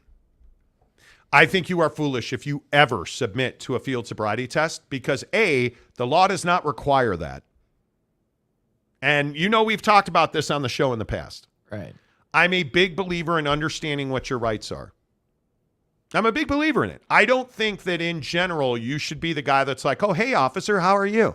Do you know why I pulled you over? Yeah, I was speeding. If you're that guy, you are just looking to give your money to the government. I think if you get pulled over, it's very simple. The cop's going to walk up to you, and he's going to say, hey, how you doing today? And you're going to say, I'm great, but I'm not answering any questions, officer. Here's my license and insurance card. And he's going to say, do you know why I'm pulling you over? And you're going to say, I told you, with all due respect, sir, I'm not answering any questions today. Am I free to go or are you detaining me? And he's going to say, okay, great. He's going to take your license and your insurance. He's going to write you a ticket and you're going to leave. There's just never a reason to say, yeah, why don't you go ahead and search my car? There's never a reason to get into hey, where are you coming from? It doesn't matter. And when they say to you, hey, why don't you get out of the car? Let's do a field sobriety test. With all due respect. No, I'm not doing a field sobriety test. In my opinion, that's what you should do. In my opinion, I think you're a dreg of society if you drive impaired. But if a cop asks you to do a field sobriety test, say no. No. Because it's not mandated by law that you do that. Mm-hmm. I am a believer, in my opinion, you should do everything that the law entitles you to do. Period. But these situations where these guys are failing field sobriety tests and then not failing blood tests, it's remarkable to me. Yeah, well, I think the issue is that it's so rare to get pulled over by the cops, that we're not, I mean, it's not like, what's something we do all the time? Like getting gas. Like, what to do when you need to get gas. You roll up to the pump, yep. You turn the car off, you put it in park, you open your gas cap, put the thing in, like, what to do. But when you get pulled over, I feel comfortable saying most people are probably a little bit intimidated by the situation. You're dealing with the cops. That's not something you do all the time. You've probably done something wrong, even if you didn't mean to. Okay, great. I agree. It's very rare to get pulled over. Right. So we're inexperienced in these situations. Knock and on wood. Also, you're right. I couldn't tell you my exact rights when I get pulled over. I mean, I don't know that stuff like the back of my hand. And I think that's what makes it difficult. And I think guys like this, Kobe Altman, the president of the Cleveland Cavaliers, got pulled over and failed a field sobriety test. Right. So when you're the president of an NBA franchise, think about this. Your job essentially is to talk to people all day, right? You converse essentially for a living. Whether you're making a trade or doing business ops or whatever the case may be, you're talking to someone. So when you get pulled over as someone who talks to people every day for a living, essentially, what do you think your first instinct is going to be? Well, hey, I'm going to try and be nice and talk to the cops and try to work this out. But what happened with Kobe Altman? Kobe Altman got pulled over. Mm-hmm. Troopers initiated a traffic stop. During their interaction with the driver, indicators of impairment were observed. Now, he refused a breath test. But what happened? During interactions, the video's out there, he freely spoke to police officers. And I'm not the guy that's not going to roll my window down. I don't believe in that. I am going to hand you my license and insurance, and I am going to say to you, here you go, officer. Where are you coming from? It doesn't matter. I'm not here to tell stories, man. And we were pulled over on vacation a couple of years ago. It was the last time I was pulled over. Right. Knock on wood. And what did I do? We were pulled over by a Nevada highway patrol person. And the cop walked up to the passenger side of the car. Which also is a big change. They never used to do that. Now they do that. And he started asking questions. And what did I say? Here's my license and insurance. We're not going to answer any questions today. Are we being detained or are we free to go? And he said, you are being detained. I'm going to write you a citation. And I said, okay, great. Here you go. Wrote me a citation. When I got home, I mailed the check in, and that was that. Now, if I had been impaired, like Colby Altman, and we had gotten into it, I was just coming from my Aunt Virginia's house, and if Colby Altman just says, I'm not going to answer any questions today, am I being detained or am I free to go? He probably is never subjected to the embarrassment of this field sobriety test. There's probably no indicators he's under the influence of alcohol. And he probably never declines a field breath test, which, by the way, what does that mean? That makes you seem guilty. Yeah. Now, you should not have been driving. I am not defending drunk driving in any way, shape, or form. I am telling you, these breath tests, as soon as you say no, you're digging you're digging the hole. That's the problem. But at the beginning of this whole thing, if you had not talked to the cops and you had not subjected yourself to a field sobriety test, I'm telling you now, I don't know that I could stand on one foot and put my finger to my nose. I don't know that I could pass a field sobriety test sober. And the law does not require you to subject yourself to a field sobriety test. And I think a lot of people get this confused, this advice about, hey, you don't need to answer questions with the cops. You do need to provide them with your license, insurance, and registration. Absolutely. But you don't have to answer any questions. And I think the other thing that's really important here is when you say to a cop, hey, I'm not going to answer any questions, don't be an asshole about it. No, not at all. Don't use aggressive tone. Don't be demonstrative. Don't talk down to the cop. There's no reason to be rude. Just say, hey, here you go. Here's my stuff. And then, hey, am I being detained or am I free to go? It's that simple. Do what you're told to do. I would never tell you to physically fight a cop. If a cop tells you to get out of the car, get out of the car. Don't fight cops at all. Don't disrespect. It's a very difficult job. But what I'm telling you is, and we talked about this with when we were talking about, that African-American drivers, unfortunately, you're having to teach your kids how to handle police officers and traffic stops. Because of the bias. This is not different. If you get pulled over, in my opinion, I don't think you should be talking about where you're coming from or where you're going. I don't think you should be answering questions about, hey, what did you do tonight? Because what happens? I think you make a great point. What happens? Like with Kobe. Hey, dude, where are you heading tonight, sir? I'm headed home. But imagine if when you said that, your speech was slurred. Or what happens is, overwhelmingly, hey, where are you headed tonight? Well, I'm headed home. Where are you coming from? Oh, I was at my friend Jimmy's house. We were having a party. Did you have anything to drink? That's the question you do not want to be answering with the cops. Because he's asking you that because he thinks that you are or you have. Yeah. Hey, where are you headed tonight? No, I'm not talking about my life. Am I being detained or am I free to go? And I would not be rude to the guy. Officer, I respect you. I appreciate that you're out here serving us. Thank you. But I'm not going to be talking about my life tonight. And that's even too much. I would simply say, yeah, I'm not talking about I'm not talking about my day. Here's my license, my insurance, my registration, whatever he asks you for. And if he hasn't asked you for your license or your registration, I would simply say, I'm not talking about my day. Am I being detained or am I free to go? Yeah. Well, why don't you? And And 9 out of 10 cops are going to say, well, why don't you want to talk about your day? Officer, am I being detained or am I free to go? That's it. Yeah, because they can't get out of that one. Legally, they can't get out of that. Because the other thing I would tell you, in this Kobe Altman situation's a perfect example. Do you really want cops digging through your car? Because I don't. And the other thing, in my opinion, when a cop says, hey, do you mind if I search your car? And this has happened to me in Los Angeles, the California Highway Patrol. I was doing overnights in national sports talk radio. And I used to drive from Santa Monica all the way down to Huntington Beach. Studio was in Santa Monica. I got off of work at 3 a.m. I was tired. I am certain I was probably drifting in my lane. Cop pulled me over and said, hey, have you been drinking tonight? And this was probably 15 years ago now. And I said, no. And he said, well, I think you have, so I'm going to do whatever. He never talked to me. He never gave me a breath test, never gave me a field sobriety test, ripped my car apart on the side of the freeway and just took everything out of my car. And I was, what do? You know what you do? You do nothing. You do nothing. I had a Volvo with a spare tire sitting on the side of the freeway, and I don't even remember but it was like, if I remember right, it was like some clothes in the trunk, and I would never consent to a search ever again. Yeah.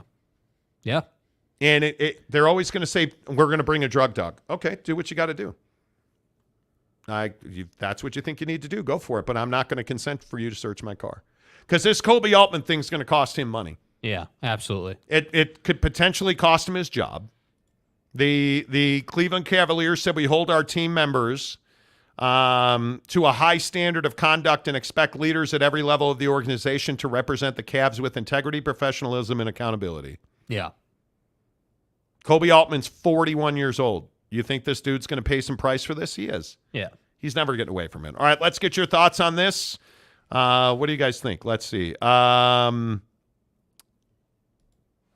says Shogram. Yes. Yes. Marcus says you're not supposed to take one. I would agree.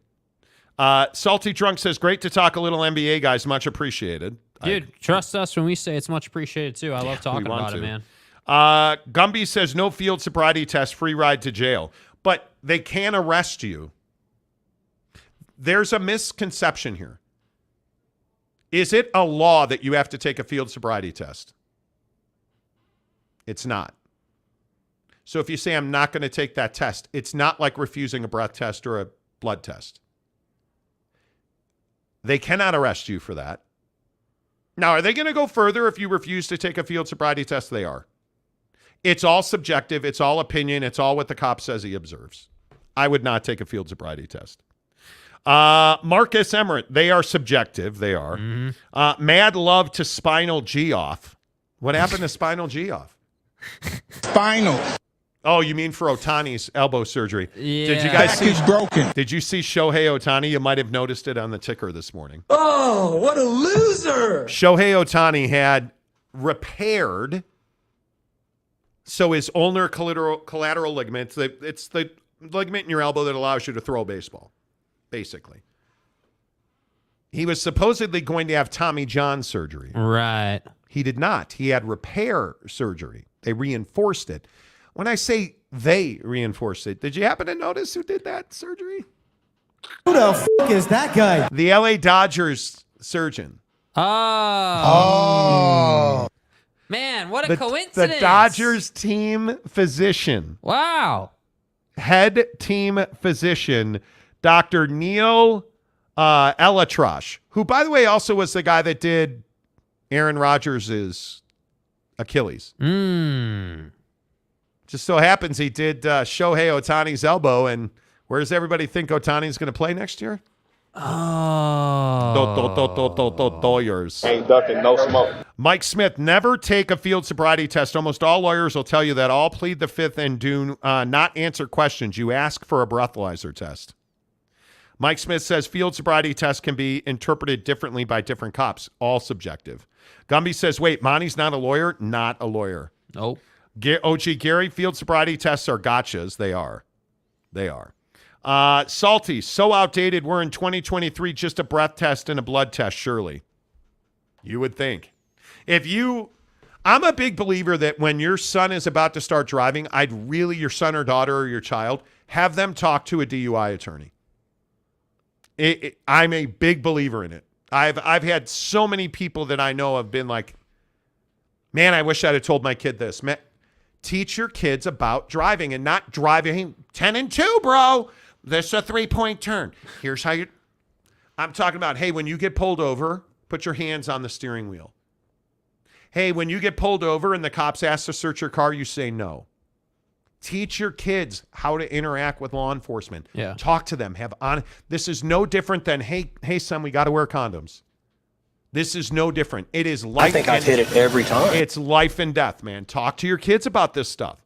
Gumby, did Monty get pulled over again? I did not. I just saw this story on Cavs president Kobe Altman getting pulled over. Yeah. And failing a sobriety test miserably. You could fail those things if you have a lack of sleep.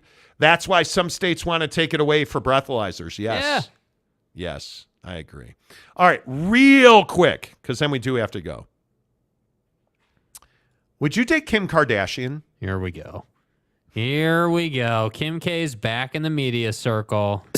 Would you date Kim Kardashian?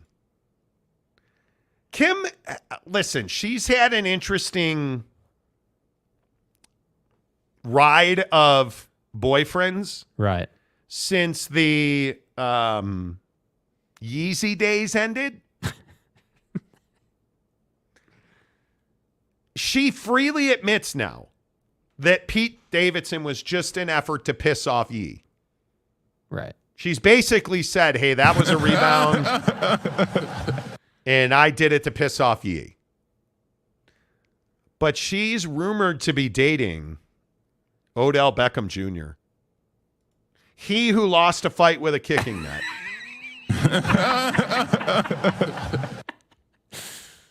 Kim K and OBJ to the Kim K. Kim K and OBJ. It rhymes and it works, and it's a lot of three-letter stuff. We get it. Would you date There's Kim synergy. Kardashian? Are you excited, Jake, if Kim Kardashian said, dude, I need me some of that Jakey two holes? No. You wouldn't do it? No, hell no, dude. You know what's been there, dude.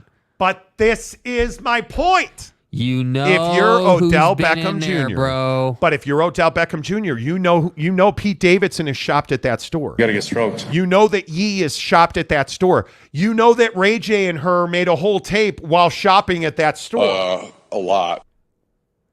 So why would you, if you're Odell Beckham Jr., why are you interested? It's a philosophical difference, dude. Some dudes don't care. Some dudes are no. Let's get this straight. His actions say differently, dude. Now. Everybody on that list. Hey, Travis Kelce with Taylor Swift. You don't care. Okay. OBJ similar. with Kim K does not care. And because that's the only assumption I can come up with. Because if he did care, you wouldn't be dating her. Somebody needs to explain this. I believe that guys care. I believe that guys care. Now, with Kim K, I believe she has the kitty groomed regularly. He has our full respect. She does. But she's guys. I mean, honest to God, are you telling me that it's dissimilar to this right here? Like there's Kim K's. Yeah, what was that product called? The what was it called? Abreva. That's Kim K's. You know. You walk into Kim K's boyfriend house. Tell me that's not what that sink looks like. This is a code 10 of blood. Right? If you knew that she dated Yee and he bought the house across the street, hell no. You want to? No, I don't. If you saw the Ray J tape, would you? No, I guess not. You wouldn't. Yet Odell Beckham Jr. is like, sign me up, dude. I don't give a baker's fuck. Sign me up. I don't know how dudes. Is it okay? What's more important? Saying that you've been with Kim K or saying that you chose not to be with Kim K? Because that's the debate, right? You can't, if guys care about history, guys also care about the vanity of it. I can't do it. Pete Davidson alone, like I can't do it. Ray J, the tape, and she was a different Kim K during the Ray J days. Like she was Kim Kardashian. She was a kid, dude. She was a smoke show. Well, she still is a smoke show. No, she's not. No. What do you mean by that? She's an attractive woman, dude. Come on. I don't know her personally. I'm just saying she's not difficult to look at. There's Kim K and Ray J. That's the Kim K that I think America Dude, fell he in looks love like with. a killer in that photo, too. But she's been with Nick Lachey. She's been with Nick Cannon. She's been with Nick Cannon. Who hasn't been with Nick Cannon? She's been with Reggie Bush. The Bush Push. She's been with Miles Austin. Who the hell is Shengo Dean? Nice name, dude. She's been with Gabriel Aubrey. Wait, I'm still hung up on Shengo Dean. She's been with Chris Humphries. Chris Humphries. Oh. Kanye West, Pete Davidson. Dude, come on, bro. At some point, maybe not fleas, but she's got to have ticks. Dude. Right? You can't just, Odell Beckham's just like, It is what it is. Aren't you? Listen, the water's hot, but it's not going to melt my skin. Ooh. Right? That's what you're deciding how much of the pain train you want to take. Biologics. Right? I'm not, no. The answer's no. I can't, dude. I can't. She's been with Nick Cannon. Yeah. For crying out loud, she's been with Nick Cannon. Now, what does that tell me that she's been with Nick Cannon? She's got great birth control methods. Clearly. Because Nick Cannon's got like 37 kids by 54 women.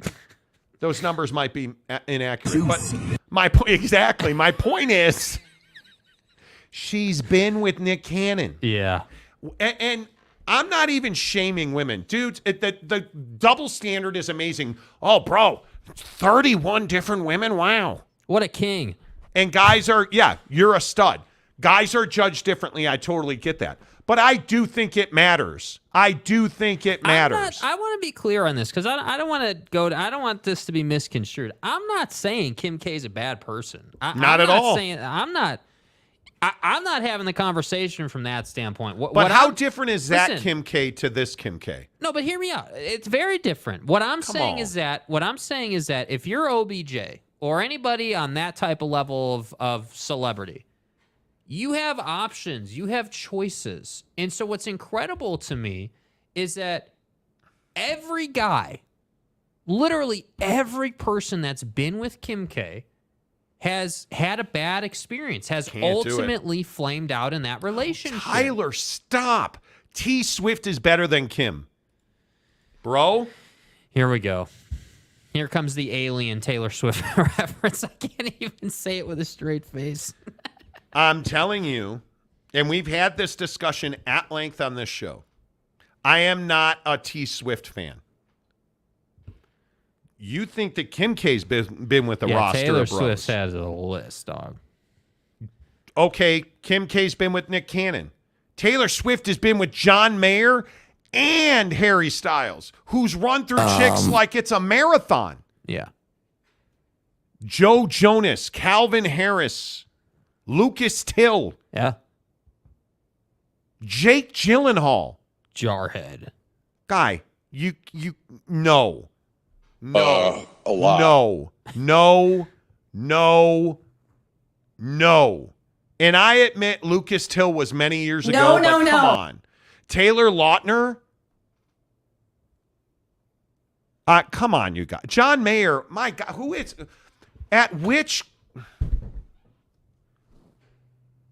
he not sampled? Hiscock. Are you Hiscock. Do you guys understand how many Kim K? I don't even know how to say it out loud because Nick Cannon scares the hell out of me. Yeah, dude, I ain't about that life, dude. Nah. This is like Dollar General or Walmart. There is no good answer. Like, I mean, there's just not. Here I am. There's not. But what about the money, dude? That's the other side of it. Kim K is loaded. But you'll make more money off of dating Taylor Swift than you will Kim Kardashian. Yeah, you will. Right? And Taylor Swift's carrying the whole economy, remember? I'm not. No. Salty Drunk. Monty, did you get clearance from the suits to talk about this topic? Yeah, could hear about it. It's just a running joke, like, because we don't have upper management, we don't have suits to report I cleared to. it with Jake. He's we don't have suits to report to. I don't know about who cares about the race of the guys she's that's not the point, dude. I don't care. That's about not that. the point. Kim Kardashian likes athletes. The Kardashians like athletes. But who doesn't like athletes? It's not the point. It's not about athletes or white dude, black dude. It's not about any of that. What it's about is, and this is my point, dude, it's about the fact that no matter how long your list is, you have a bunch of folks that you've dated, bro, and they've flamed out, including a marriage which ended in an ugly divorce with Kim K. So my point is, yeah, sure, a lot of people have shopped at that store, absolutely. Poor Kim got more biologics than the lab in Wuhan.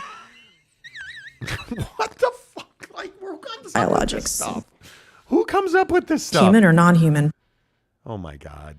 No, I would not date Kim Kardashian. No, I'm good, dude. Nope. Do we talk about the Sphere? Or should we just save the Sphere for tomorrow? No, we should probably go. Probably should go. We'll talk about the Las Vegas Sphere tomorrow. You guys, amazing. The Monty Show, as always. Presented by our good friends at Bucked Up Energy. Get the variety pack right now at buckedup.com. It's got mango tango in it. Get yourself some buckshot. It'll change your life. I'm telling you. Use the promo code Monty20 to get 20% off your purchase at buckedup.com. Thanks for being here, you guys. We could not do this show without you. Please give us a like. How many likes did we get today? 5,000 views, 167 likes. If you have not hit the like button, do that. Have a great day. We will see you tomorrow. Back at the normal time. Don't freak out about one morning show and a blue moon. Until tomorrow, say goodbye, Jake. Goodbye, Jake.